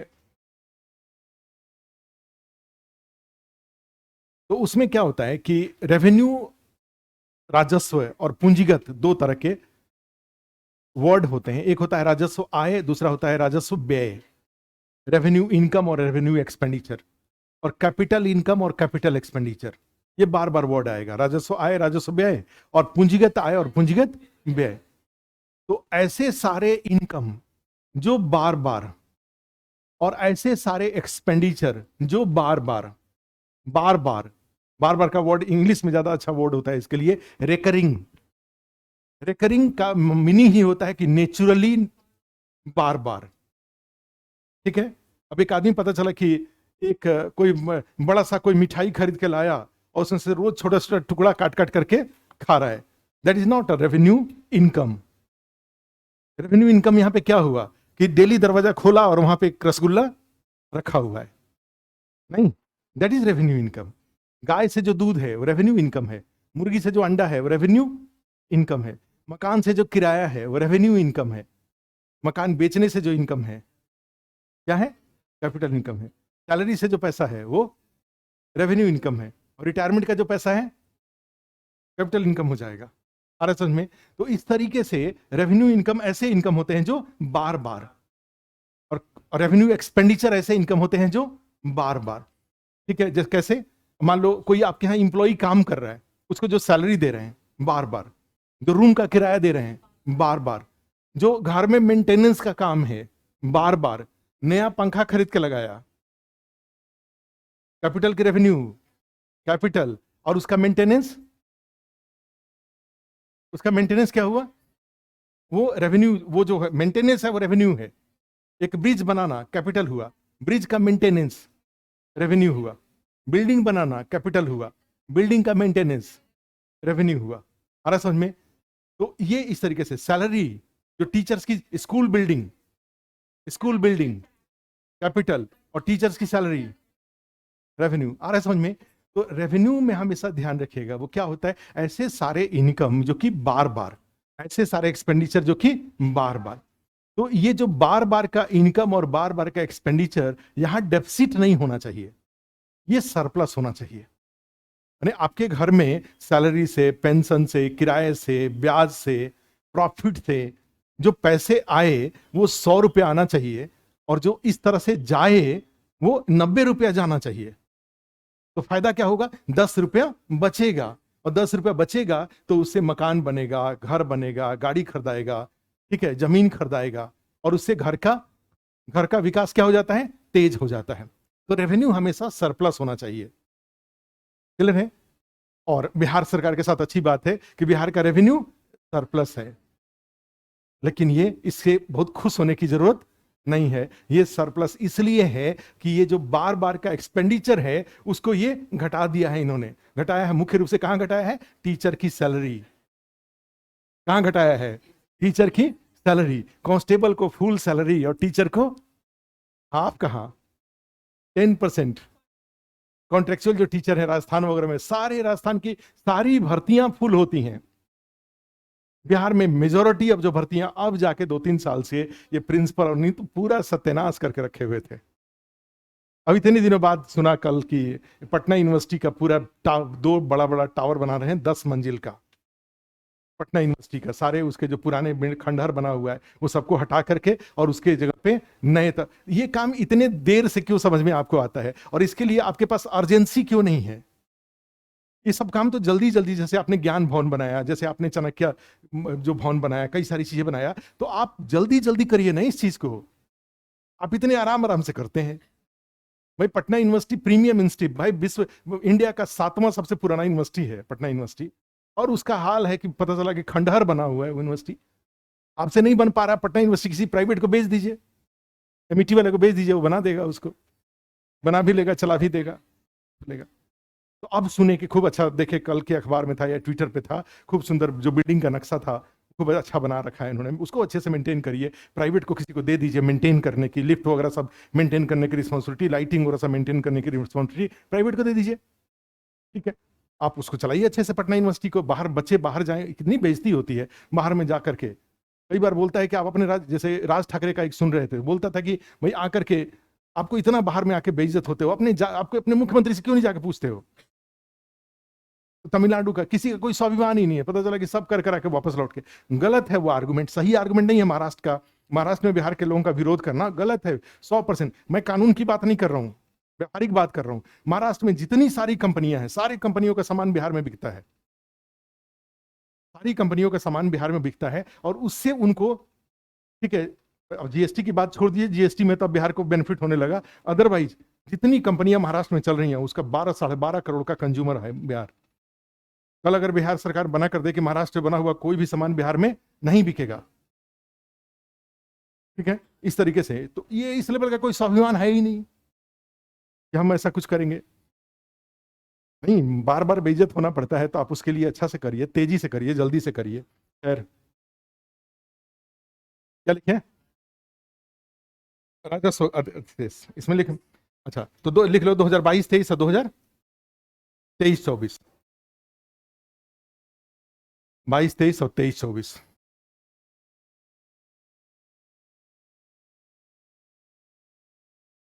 रेवेन्यू सरप्लस नहीं लिखा हुआ है, कहाँ लिखा हुआ 0 पॉइंट, कहाँ लिखा हुआ है, वो तो हम जानते हैं, कहाँ लिखा हुआ है।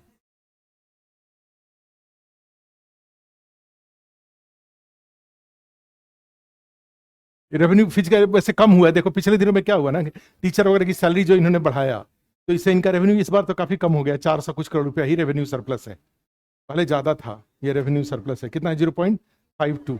लिख लो 2023-24 में, 23-24 में लिख लो 0.52%, 52%।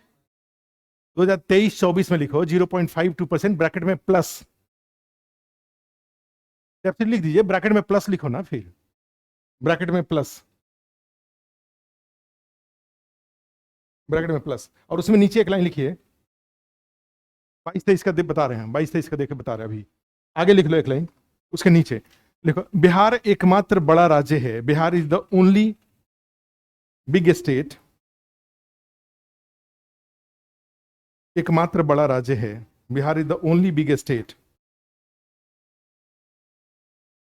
State have surplus revenue account, surplus revenue account. Bihar एकमात्र बड़ा राज्य है जिसका, जहां राजस्व अधिशेष की स्थिति है,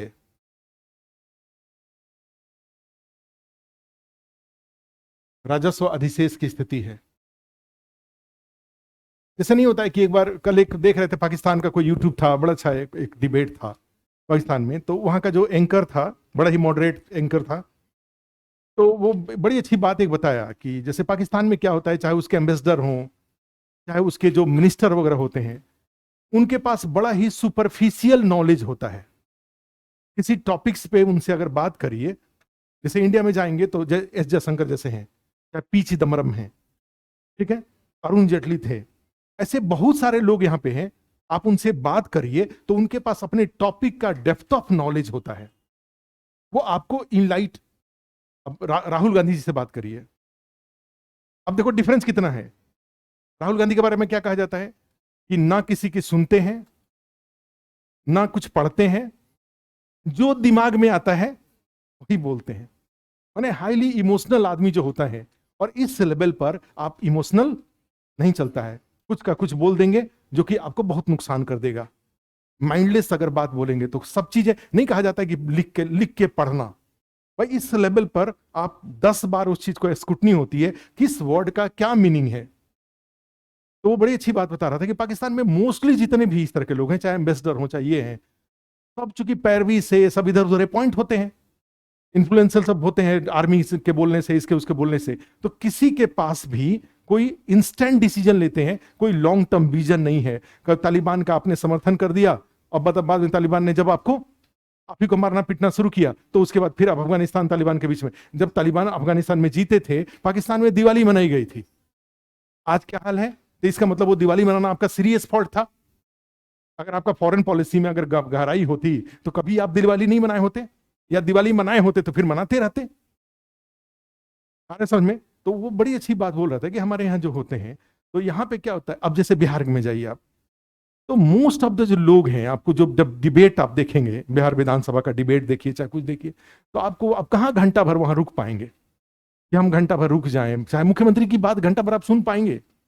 मैं तो बहुत करता हूं, मैं तो बहुत करता हूं, मैं तो सब समय काम करता हूं, इसके आगे बढ़ ही नहीं पाते हैं। उनको खुद ही अपनी सारी योजनाओं की योजनाएं याद नहीं है। आप एक शहजाद पूनावाला हैं, बीजेपी के स्पोक्समैन हैं, आप उस आदमी का कभी कभी मान ली डिबेट उबेट में जाए, चाहे वो है एक जो लखनऊ वाले जो क्या नाम है, त्रिवेदी, सुधांशु त्रिवेदी, आप देखिए इनमें इनका जब नॉलेज आप सुनेंगे ना, तो आपको इंफॉर्मेशन मिलेगा वहां से, एक पक्ष का, उनके पक्ष की। अब बिहार में जाएंगे तो कहाँ कहीं कोई विधानसभा का भी हमने कई बार फॉलो करके गया कि देखें बिहार विधानसभा में कुछ बहस हो रहा हो तो थोड़ी देर सुने कि ज्ञान बढ़े। तो आ रहा समझ में? तो एक नहीं होता है कि ओवरऑल एक लार्ज स्केल पे परिवर्तन की जरूरत है। भाई आप सामाजिक न्याय की ही धारणा में रखिए, लेकिन बाहर से कुछ लोगों को बाहर से ले आइए। बहुत टैलेंटेड लोग, हर कास्ट में बहुत टैलेंटेड लोग हैं। चिराग पासवान है, पासवान जाति के हैं, लेकिन बहुत टैलेंटेड हैं। तो ऐसे ही हर जाति से आपको जाति ही मेंटेन करना है, जाति ही मेंटेन करिए, लेकिन जो अभी एग्जिस्टिंग है उसको, वो नहीं चलने वाले हैं। उनके उनके सहारे बिहार नया कभी कभी नहीं बन पाएगा। हर जाति में बेस्ट लोग हैं, लेकिन आपको उस तरह के जाति के लोगों को ले आना पड़ेगा और ला करके कुछ कुछ मंत्री का पद देना पड़ेगा, और जितने बाबा टाइप के लोग हैं सबको सबको बिठाना पड़ेगा। नहीं, बिहार विधानसभा का चेहरा बिहार सब आपको लोगों से बदलेगा, वो पेंट उंट कराने से नहीं बदलेगा। क्या लिखा है सरप्लस का? या नीचे लिख लो, नीचे लिख लो, ये सभी आंकड़े जीएसडीपी के प्रतिशत के रूप में है। All these datas are percentage of GSDP. ये सभी आंकड़े जीएसडीपी के प्रतिशत के रूप में है।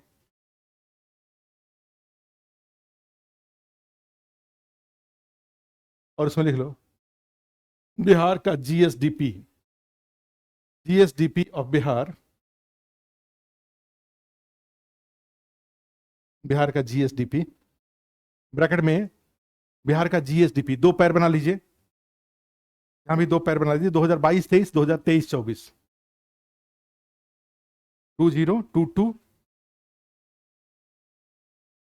22-23, 23-24, 22-23 के नीचे लिख दीजिए 745310, 22-23 में लिखना है 745310 CR, करोड़ रुपया। डॉलर मत समझ लीजिएगा, डॉलर समझ लेंगे तो अमीर हो जाएंगे, ढेर सारा अमीर हो जाएंगे एक ही बार में।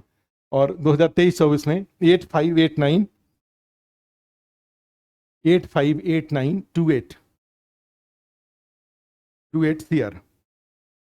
याद रखिएगा, दोनों डेटा बहुत इंपॉर्टेंट है। बिहार का जीएसडीपी कितना है, बड़ी दो, और ये सब चालू चालू करंट प्राइस, ब्रैकेट में लिख लो ऑन करंट प्राइस, चालू मूल्य पर, इसी के ब्रैकेट में लिख लो यहाँ पे करंट प्राइस, ब्रैकेट में सिंपल सा एक छोटा लिख लो करंट प्राइस, चालू मूल्य। ठीक है, दोनों डेटा याद रहना चाहिए, बिहार का जीएसडीपी कितना है। ठीक है, तो देखो हम लोगों ने क्या किया, हम लोगों ने बजट का एक एनालिसिस इस पॉइंट ऑफ व्यू से किया। कौन से पॉइंट ऑफ व्यू से? भाई पब्लिक इनकम हमने लिखा, और इस पब्लिक इनकम से हमने एक इनकम, अच्छा, हमने एक टॉपिक लिया था पब्लिक फाइनेंस, और पब्लिक फाइनेंस से एक इनकम वाला पार्ट लिया, एक एक्सपेंडिचर वाला पार्ट लिया। इनकम का लमसम लिया, कितना अमाउंट है, एक्सपेंडिचर का कितना अमाउंट है, कहां कहां से आ रहा है, कहां कहां जा रहा है, और इन दोनों से विभिन्न प्रकार के घाटा। Different type of deficit, revenue deficit और फिजिकल डेफिसिट। इतना फैक्ट हमने यहां से बजट से कर लिया। क्लियर है? ये जो पार्ट है, अब इसके आगे वाला जो पोर्शन आता है वो आता है कि भाई एग्रीकल्चर के लिए क्या इनिशिएटिव है, what are the initiative for agriculture, what is the initiative for infrastructure, Bihar सरकार के द्वारा कौन कौन सी प्रमुख योजनाएं प्रारंभ की गई हैं। प्लस उसी में आता है बिहार सरकार का जो 2022-23 का इकोनॉमिक सर्वे है उसमें। अब ये जो दोनों पार्ट वो अलग है, वो ठीक है। ये जो दोनों पार्ट है, ठीक है, ये दोनों पार्ट कॉन्स्टिट्यूशनल है, ये संविधान के अनुसार, संविधान पर आधारित है, ठीक है। और ये जो संविधान पर आधारित है, आप जानते हैं कि सेंट्रल गवर्नमेंट के लिए प्रोविजंस अलग हैं और स्टेट गवर्नमेंट के लिए प्रोविजंस अलग हैं, ठीक है। तो स्टेट गवर्नमेंट के क्या प्रोविजंस हैं बस उसको लिख लीजिए, तो फिर हमारे पास आगे के लिए सेकंड पार्ट रह जाएगा। तो उसमें लिख लो, लिखो, लिखो, Bihar budget, budget is based on, Bihar budget संवैधानिक प्रावधानों पर आधारित है,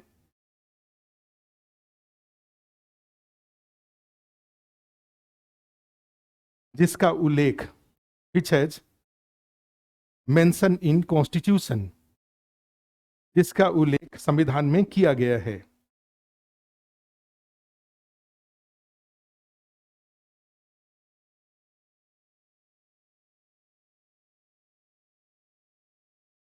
उसमें लिख दीजिए बजट का प्रत्यक्ष संबंध, budget is directly related with, budget का प्रत्यक्ष संबंध है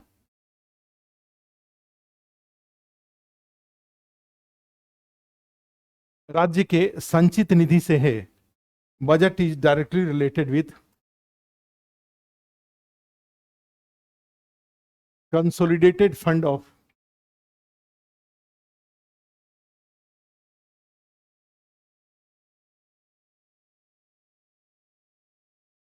क्या लिखे, राज्य के संचित निधि से, संचित निधि से है।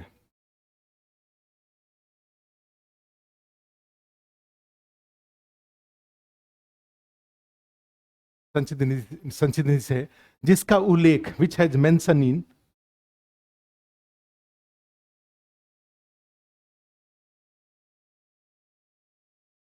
जिसका उल्लेख अनुच्छेद 266 में किया गया है, which has mention in article 266,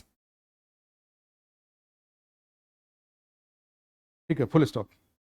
अनुच्छेद 266 में है, all income of state government will be deposited in consolidated fund, ठीक है। देखो इस अनुच्छेद के अनुसार, अकॉर्डिंग टू दिस आर्टिकल,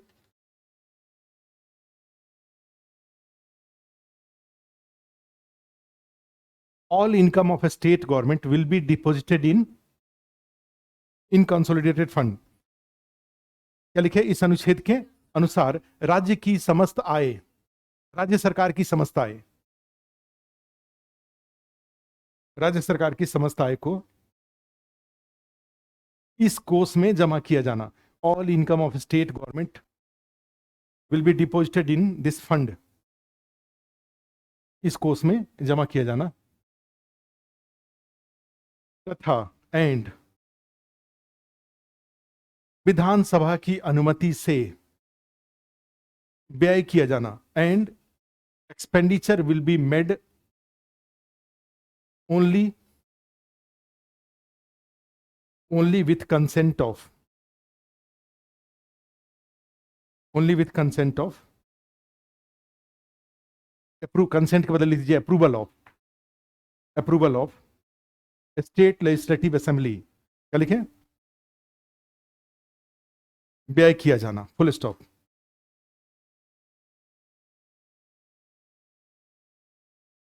उसमें लिख दीजिए विधानसभा के, पैरा चेंज करके, विधानसभा के, सभा के अनुमति की प्रक्रिया को, द अप्रूवल प्रोसीजर ऑफ विधानसभा, विधानसभा की अनुमति की प्रक्रिया को राज्य की बजटीय प्रक्रिया के नाम से जाना जाता है। क्या लिखे, हाँ इंग्लिश में क्या लिखे, approval procedure of Vidhan Sabha is called budgetary procedure, is called budgetary procedure.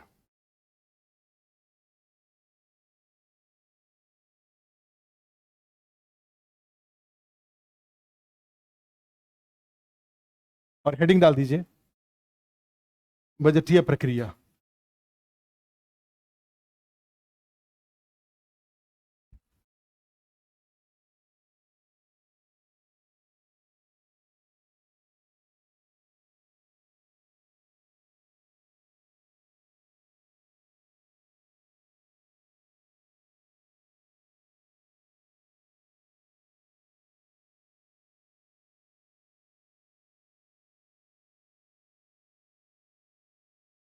कितने सारे आर्टिकल लिखाएगा? 202, 203, 204, 200 और 206।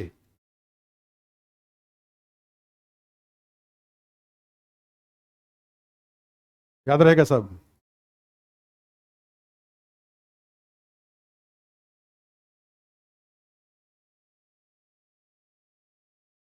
दो सौ चार के बाद है 200, 200, 200 के बाद 206।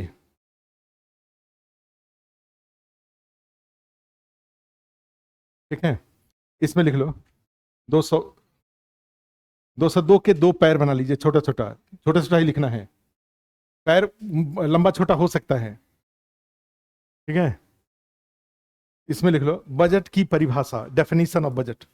ये 202 एक फर्स्ट लिख लो, इसमें लिख लो डेफिनेशन ऑफ बजट, बजट की परिभाषा।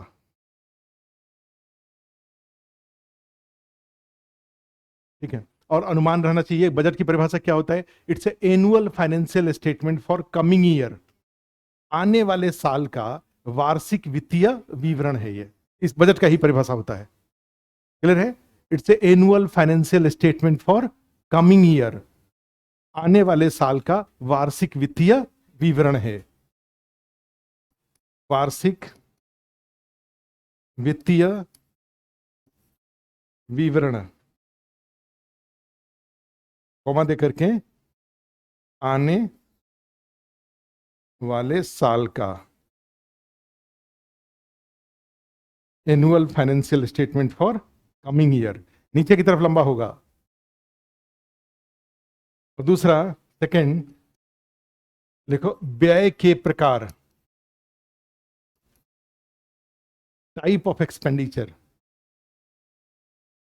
आर्टिकल उसी में 202 में ही व्यय के प्रकार, और व्यय के प्रकार के फिर दो पैर हो जाएंगे, ए बी, ए और बी। टाइप ऑफ एक्सपेंडिचर, अच्छा, annual financial statement for coming year, annual financial statement for coming year.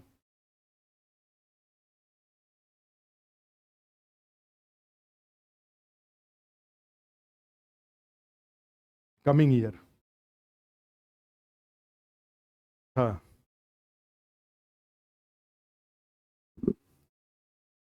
Non dept capital income कुछ नहीं था। बिहार सरकार का जो पैसा, हम लोग पैसे में परसेंटेज लिख रहे थे, उसमें नॉन डेप्ट कैपिटल इनकम नहीं था, नहीं कोई भी। व्यय के प्रकार, व्यय के प्रकार में पहला लिख लो संचित निधि पर भारित व्यय, expenditure charged upon consolidated fund, संचित निधि पर भारित व्यय, expenditure charged upon consolidated fund. और इधर इधर लिख दीजिए साधारण व्यय, जनरल एक्सपेंडिचर या सामान्य व्यय। ठीक है, ये जो पहला वाला है उसके एक्सपेंडिचर चार्ज्ड अपॉन, उसको संवैधानिक व्यय भी कहा जाता है। उसी के नीचे लिख सकते हो it is also known as constitutional expenditure, संवैधानिक व्यय।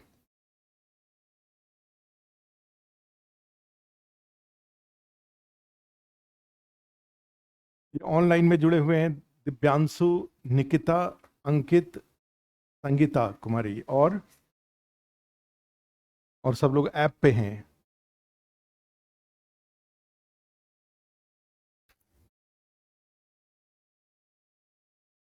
क्या लिख लीजिए, कॉन्स्टिट्यूशनल एक्सपेंडिचर क्या होता है ये, इसका सारा जो लिस्ट है वो इसमें दिया हुआ है, इस आर्टिकल में लिखा हुआ है।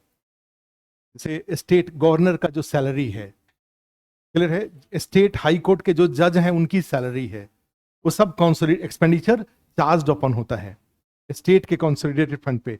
जो हाई कोर्ट के जज होते हैं उनका पेंशन कहाँ के कॉन्सोलिडेटेड फंड पे चार्ज होता है, सेंट्रल या स्टेट, केंद्र या राज्य।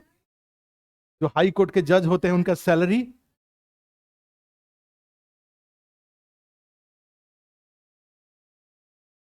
जो हाई कोर्ट के जो जज हैं उनका सैलरी केंद्र की राज्य, और पेंशन पेंशन केंद्र, सैलरी राज्य। ये लिखा हुआ है यहाँ पे, ये वाला, इसीलिए इसको बोलते हैं संवैधानिक, माने ऐसे एक्सपेंडिचर की लिस्ट दी गई है। क्लियर है, ये साधारण है, जितने मिनिस्ट्री डिपार्टमेंट हैं, रूरल डेवलपमेंट है, सोशल वेलफेयर है, एजुकेशन है, इनके सारे जो खर्चे हैं वो यहां पर हैं, इनका सैलरी पेंशन सब यहां पे है, और ये जो लिस्ट दी गई है वो यहां पर है, तो इसको चार्ज अपन बोलते हैं। क्लियर है।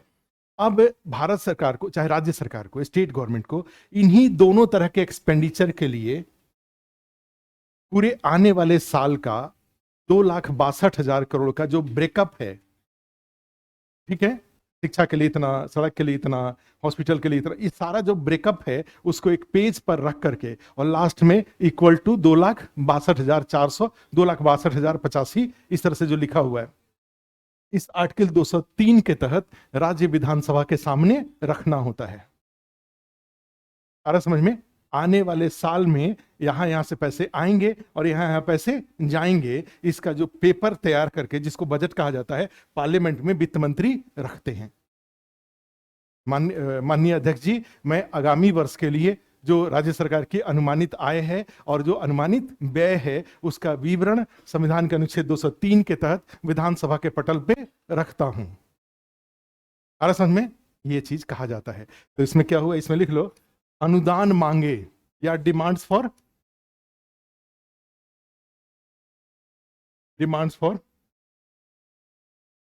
ग्रांट, अनुदान मांगे बोलते हैं उसको, अनुदान मांगे, डिमांड्स फॉर ग्रांट्स। और ये किसके लिए होगा, इसके दो पार्ट होंगे। कौन कौन से दो पार्ट होंगे, एक आर्टिकल 202 तो ए और आर्टिकल 202 तो क्या बी की सी। नहीं आया समझ में,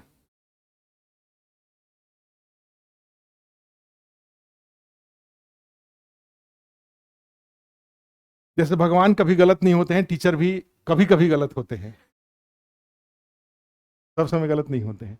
ये जो 203 के तहत जो डिमांड्स फॉर ग्रांट्स है वो किसके लिए, इसी के लिए ना। ये जो पेपर में जो है, जो आर्टिकल 202 दो ए के लिए, भाई हमें इतना पैसा चाहिए, ठीक है, और 202 बी के लिए हमें इतना पैसा चाहिए। और ये इसलिए क्योंकि इसके नीचे आप एक लिखेंगे, ये गैर मतदान वाली मांग होती हैं। No voting is allowed on this expenditure, on this demand, ठीक है, नो वोटिंग डिमांड्स है ये, गैर मतदान या मतदान रहित मांग है ये। आ रहा समझ में, भाई सैलरी, राज्यपाल के सैलरी पर क्या मतदान करेंगे, हाई कोर्ट के जजों के सैलरी पर क्या मतदान करेंगे आप, मतदान नहीं हो सकता ना। लोक सेवा आयोग के जो चेयरमैन है उनके सैलरी पर क्या मतदान करेंगे आप, मतदान उस पर नहीं होता, जितना सरकार मांगेगी उतना आपको दे देना होगा। चल रही है, तो इसमें एक लाइन लिख दो इसके नीचे, मतदान रहित मांग या no vote demand, no vote demand है, और ये क्या है, मतदान सहित मांग है, ये हर मांग पर मतदान होगा। क्लियर है, ध्यान रखिएगा इसको। अब 204 में आ जाओ, इसके नीचे लिख लो, एप्रोप्रिएशन बिल, विनियोग विधेयक, एप्रोप्रिएशन बिल या विनियोग विधेयक कहां लिखे, 204 में लिखना है, 204 के नीचे लिख दीजिए एप्रोप्रिएशन बिल या विनियोग विधेयक। नहीं समझ में आया, विनियोग विधेयक, एप्रोप्रिएशन बिल,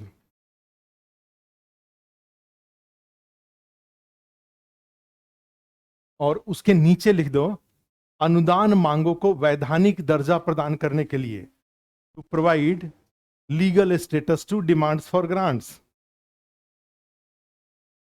अनुदान मांगों को वैधानिक दर्जा प्रदान करने के लिए, to provide legal status to demands for grants, grant, हाँ, डिमांड्स फॉर ग्रांट। आ रहा समझ में? नहीं आ समझ में? जो मांगे अनुच्छेद 203 के तहत रखा गया था विधानसभा से, उसमें वोटिंग करा करके उसको क्या किया जाएगा? उसको लीगल स्टेटस तभी तो माना जाएगा कि now Vidhan Sabha is ready on this documents. Vidhan Sabha द्वारा पारित प्रस्ताव है ये, ठीक है। और उसके बाद जब विधानसभा द्वारा पारित हो जाएगा तो ये कहां पहुंच जाएगा? आर्टिकल 200 में।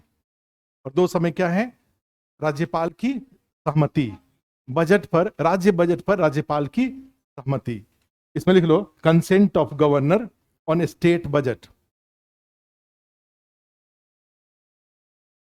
राज्य बजट पर राज्यपाल की सहमति, consent of governor on state budget.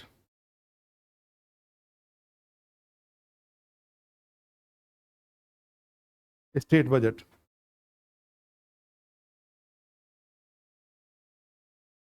क्या लिखे? बजट पर राज्यपाल की सहमति। अच्छा, अब यहां पर ब्रैकेट में लिख दो विधानसभा द्वारा अनुच्छेद 204 के तहत विधानसभा द्वारा पारित बजट पर। हिंदी में लिख दीजिए, क्या लिखे? अनुच्छेद 204 के तहत विधानसभा द्वारा पारित बजट पर, ऑन क्या लिखे इंग्लिश में? According to 204 budget passed by Vidhan Sabha. मानी ये जो गवर्नर का कंसेंट का प्रोसीजर कब आएगा? 204 के बाद आएगा कि 204 के पहले ही आ जाएगा? 204 के बाद आएगा। अरे समझ में? ये 204 से के बाद आएगा ये। अच्छा, अब जैसे मान लो बिहार की बात करें तो बिहार में विधान परिषद भी है, लेजिस्लेटिव काउंसिल भी है, एकदम 100% अननेसेसरी है, 100% अननेसेसरी है। इतने अब छोटे राज्य के लिए बिहार विधान परिषद की आवश्यकता नहीं रह गई है, विधानसभा ही सफिशियंट है। लेकिन अब ये है कि कई बार मुख्यमंत्री जी को, आज तक मुख्यमंत्री जी इतने साल से मुख्यमंत्री हैं, एक बार भी विधानसभा का चुनाव नहीं लड़े हैं, हमेशा विधान परिषद से ही है, ठीक है। तो विधान परिषद का एक तरह से यूज बिना मतलब का स्टेट एक्सचेकर पे इतना सारा बर्डन आप डाल रखे हैं भाई। विधान परिषद को चलाने के, चाहे उसके जितने विधायक वगैरह हैं, सबके तो पेंशन से लेकर सैलरी से लेकर के अदरवाइज उनका टीए डीए दुनिया भर का खर्चा है। इतना सारा खर्चा अगर बचा लीजिए, बचा कर कहीं की स्कूल कॉलेज खोलने पे इसको खर्च कर दीजिए तो ज्यादा लोगों का भला होगा। ये बैठ के वहां पे कौन सा प्रवचन करके निकाल कर रहे हैं? नहीं। तो खैर, इसमें क्या होता है नेक्स्ट? अच्छा लिखे 204 के। अच्छा, अब लिख लो 206 में। अब एक्चुअली क्या है 206 में स्टोरी है कि सेंट्रल गवर्नमेंट के लेवल पे 2017-18 में इन्होंने क्या किया कि 4 इंपॉर्टेंट बजटरी रिफॉर्म किया सेंट्रल गवर्नमेंट के लेवल पे। और उस बजटरी रिफॉर्म में क्या किया? ये जो साल शुरू होता है 1 अप्रैल से 31 मार्च के बीच, बिहार गवर्नमेंट का भी बजट इसी बात के लिए है भाई, 1 अप्रैल से 31 मार्च के लिए भी। तो सेंट्रल गवर्नमेंट में भी ऐसा ही होता था। और सेंट्रल गवर्नमेंट में भी क्या होता था कि लास्ट वर्किंग डे ऑफ फरवरी को बजट आता था, जो अभी बिहार में है। सेंट्रल गवर्नमेंट ने 2017-18 से क्या किया, उसको घटा करके first working day of February कर दिया। Central budget now presented in Lok Sabha on first working day of February. और the entire budgetary procedure of article 113, 114 central government में जो बजट है, बजट का प्रोविजन है वो 113 और 114 में है, जो लोकसभा राज्यसभा से संबंधित है, विल बी कंप्लीटेड बाई 31 मार्च। ये जो बजट का 1 फरवरी को ले आएंगे बजट, और इंटायर जो बजट का 200 जो 113 और 114 वाला जो प्रोविजन है, डिस्कशन वाला सारा पार्ट है, वोटिंग वाला पार्ट है, उसको 31 मार्च के पहले पूरा कर लेंगे। क्लियर है? जिससे कि ये जो बजट है वो 1 अप्रैल से लागू होने के लिए उपलब्ध रहे। ठीक है? जबकि 2017-18 के पहले क्या होता था, ये जो बजट होता था वो जब 28 फरवरी को बजट आएगा और 75 दिन में बजटीय प्रक्रिया को पूरा करेंगे, 113 और 114 को, तो 15 मई तक का समय लग जाता था। यानी नए फाइनेंशियल ईयर का 45 दिन आपके पास बजट नहीं होता था लागू करने के लिए। तो उस दौरान अब भाई साल तो 1 अप्रैल से 1 अप्रैल से ये स्टार्ट हो गया। बजट का जो अप्रूवल होता है वो सिर्फ 1 साल के लिए होता है, बाई 31 मार्च होता है। अब 31 मार्च 2023 को जो पिछला बजट है वो खत्म हो जाएगा। अब आपके पास 1 अप्रैल से कंसोलिडेटेड फंड से पैसा निकालने के लिए उस पुराने बजट से आप कंसोलिडेटेड फंड से पैसा नहीं निकाल पाएंगे। चल रहे? तो 1 अप्रैल से फिर सरकार कैसे चलाएंगे? लोगों को सैलरी देना है, राष्ट्रपति को सैलरी देना है, गवर्नर को सारे जो इस तरह के एक्सपेंडिचर है सब पैसे खर्चा करना है, कैसे खर्चा करेंगे? तो इन्होंने क्या किया, अब इनका काम आसान हो गया सेंट्रल गवर्नमेंट के लेवल पे कि ये क्या करते हैं कि 31 मार्च तक ही बजटीय प्रक्रिया को पूरा कर लेते हैं, राष्ट्रपति का कंसेंट मिल जाता है और 1 अप्रैल से इनके पास रेगुलर बजट होता है। और उसका रेगुलर बजट होने का मतलब ये हुआ कि अब वो कंसोलिडेटेड फंड से 1 अप्रैल से ही पैसा निकाल सकते हैं। और 1 अप्रैल से जो पैसा निकाल सकते हैं तो उसका फायदा यह होगा कि जो सैलरी वगैरह है वो 2-4 दिन डिले होता है, बाकी सारा रेगुलराइज हो जाता है। राज्य के साथ दिक्कत इस बात की है कि राज्य का बजट कब आ रहा है? 28 फरवरी को आ रहा है। ये बजटीय प्रक्रिया को पूरा होने में अभी बिहार में पता नहीं साइनेट आई हुआ है या बीच में रुका है। बजट सत्र दोबारा शुरू होगा क्या बिहार में, कि हो गया, पूरा हो गया? अच्छा, दोबारा तो शुरू हो रहा है ना, 10 तारीख से ही तो शुरू हो गया है, आज से तो फिर बिहार बजट शुरू हो गया। हाँ, तो सेंट्रल बजट का सेकंड पार्ट शुरू हो रहा है, 14 मार्च से शुरू होगा, 31 मार्च तक बजट कंप्लीट कर लेंगे ये। अब बिहार का बजट का पता नहीं, हमने देखा नहीं कि 5 अप्रैल तक है, तो इसका मतलब है कि ये अपना पूरा कर लेंगे बजट, ये इसको कंटिन्यू कर लेंगे, ये बीच में रोकेंगे नहीं। ठीक है? ये बजट को पास कर लेंगे अपना, तो इसका फायदा ये होगा। लेकिन फिर भी अगर 5 अप्रैल तक बजट अगर बिहार गवर्नमेंट का नहीं पास होता है तो 1 से 5 अप्रैल के बीच का खर्चा कहां से पूरा होगा? तो उसके लिए ये क्या करते हैं, संविधान में एक प्रोविजन है, आर्टिकल 206। और 206 में क्या होता है कि जब तक रेगुलर बजट पास होकर के नहीं आता है तब तक के व्यय की जरूरतों के लिए आप एक लमसम अमाउंट विधानसभा से अप्रूव करा लीजिए और उसको लेकर के क्या करेंगे, खर्च, माने जो भी सरकार के खर्चे हैं उसको पूरा करेंगे। और जब रेगुलर बजट आएगा तो इस पैसे को उसमें मर्ज कर देंगे और जो रेगुलर बजट रेट्रोस्पेक्टिव डेट से, पीछे के डेट से प्रभावी हो जाएगा। तो उसके लिए 206 यूज होता है और उसको बोलते हैं वोट ऑन अकाउंट। ठीक है? तो वोट ऑन लेखानुदान उसको बोलते हैं। और लेखानुदान के माध्यम से जब तक बजट उपलब्ध नहीं होता है तब तक के व्यय की आवश्यकताओं को पूरा करने के लिए वित्तीय अनुमोदन विधानसभा से प्राप्त किया जाता है। क्लियर है? तो उसमें 206 में लिख दीजिए, वोट ऑन अकाउंट लिख दो सबसे पहले, लेखानुदान, लेखानुदान, वोट ऑन अकाउंट, और उसके नीचे लिख दो to meet out expenditure requirement till budgetary procedure completed. क्या लिखें? टू मीट आउट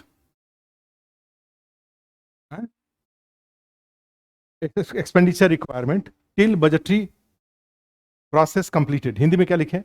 देखो, बजटीय प्रक्रिया पूरा होने तक, बजटीय प्रक्रिया पूरा होने तक व्यय की आवश्यकताओं को पूरा करने के लिए।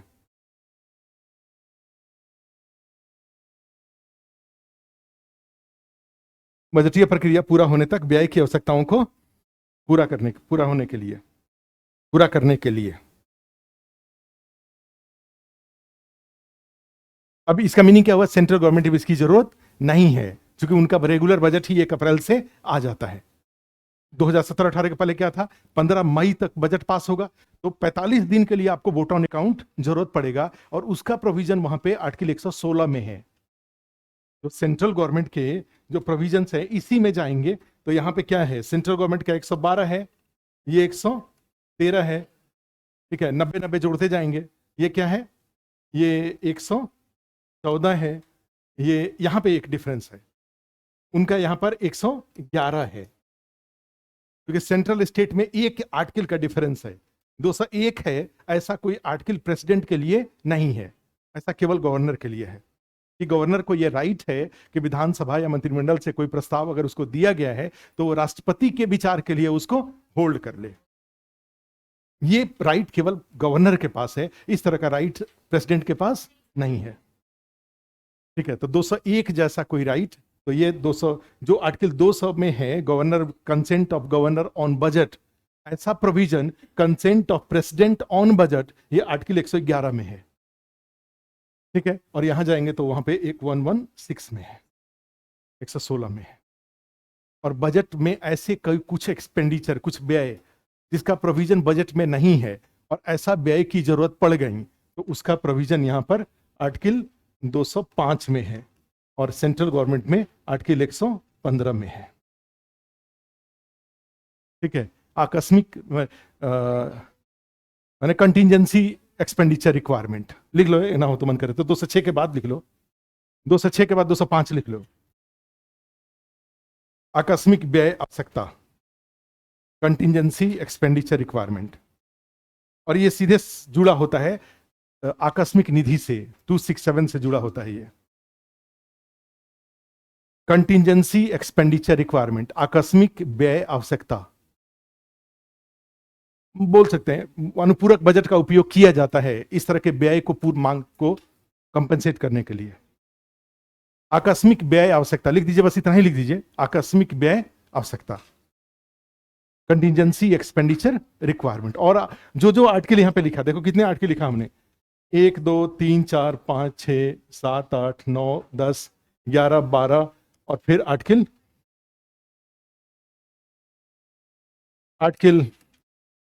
266, एक और है आर्टिकल 267, ये दोनों 14 टोटल आर्टिकल हैं और ये 14 आर्टिकल आपके लिए होमवर्क है।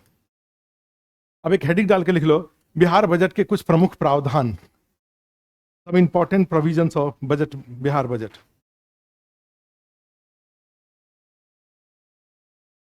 बिहार बजट की कुछ प्रमुख प्रावधान या घोषणाएं, सब इंपॉर्टेंट डिक्लेरेशन,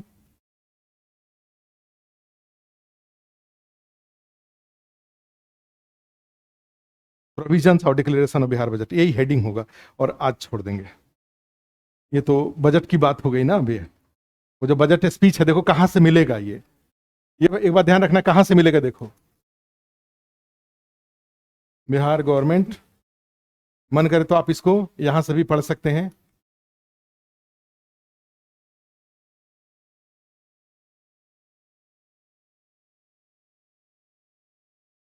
इस चीज को आप यहां से पढ़ सकते हैं, लेकिन होगा ये हिंदी में, आपको क्लास में हम कराएंगे इंग्लिश में, इंग्लिश हिंदी दोनों में। ये जो है ना, ये जो इन्होंने दे रखा है, इसका समरी हमें करना पड़ेगा, कुछ कुछ जो इंपॉर्टेंट इसमें प्रोविजंस हैं वो हम करेंगे उसको। चलो फिर आज पीडीएफ, प्रिंट ऑफिस में रखा हुआ है, प्रिंट आउट चाहिए तो फोटोकॉपी करा लो वहां से। इसका पूरा जो वित्त मंत्री का जो भाषण है, इसका अगर फोटोकॉपी कराना हो तो ऑफिस में रखा हुआ है।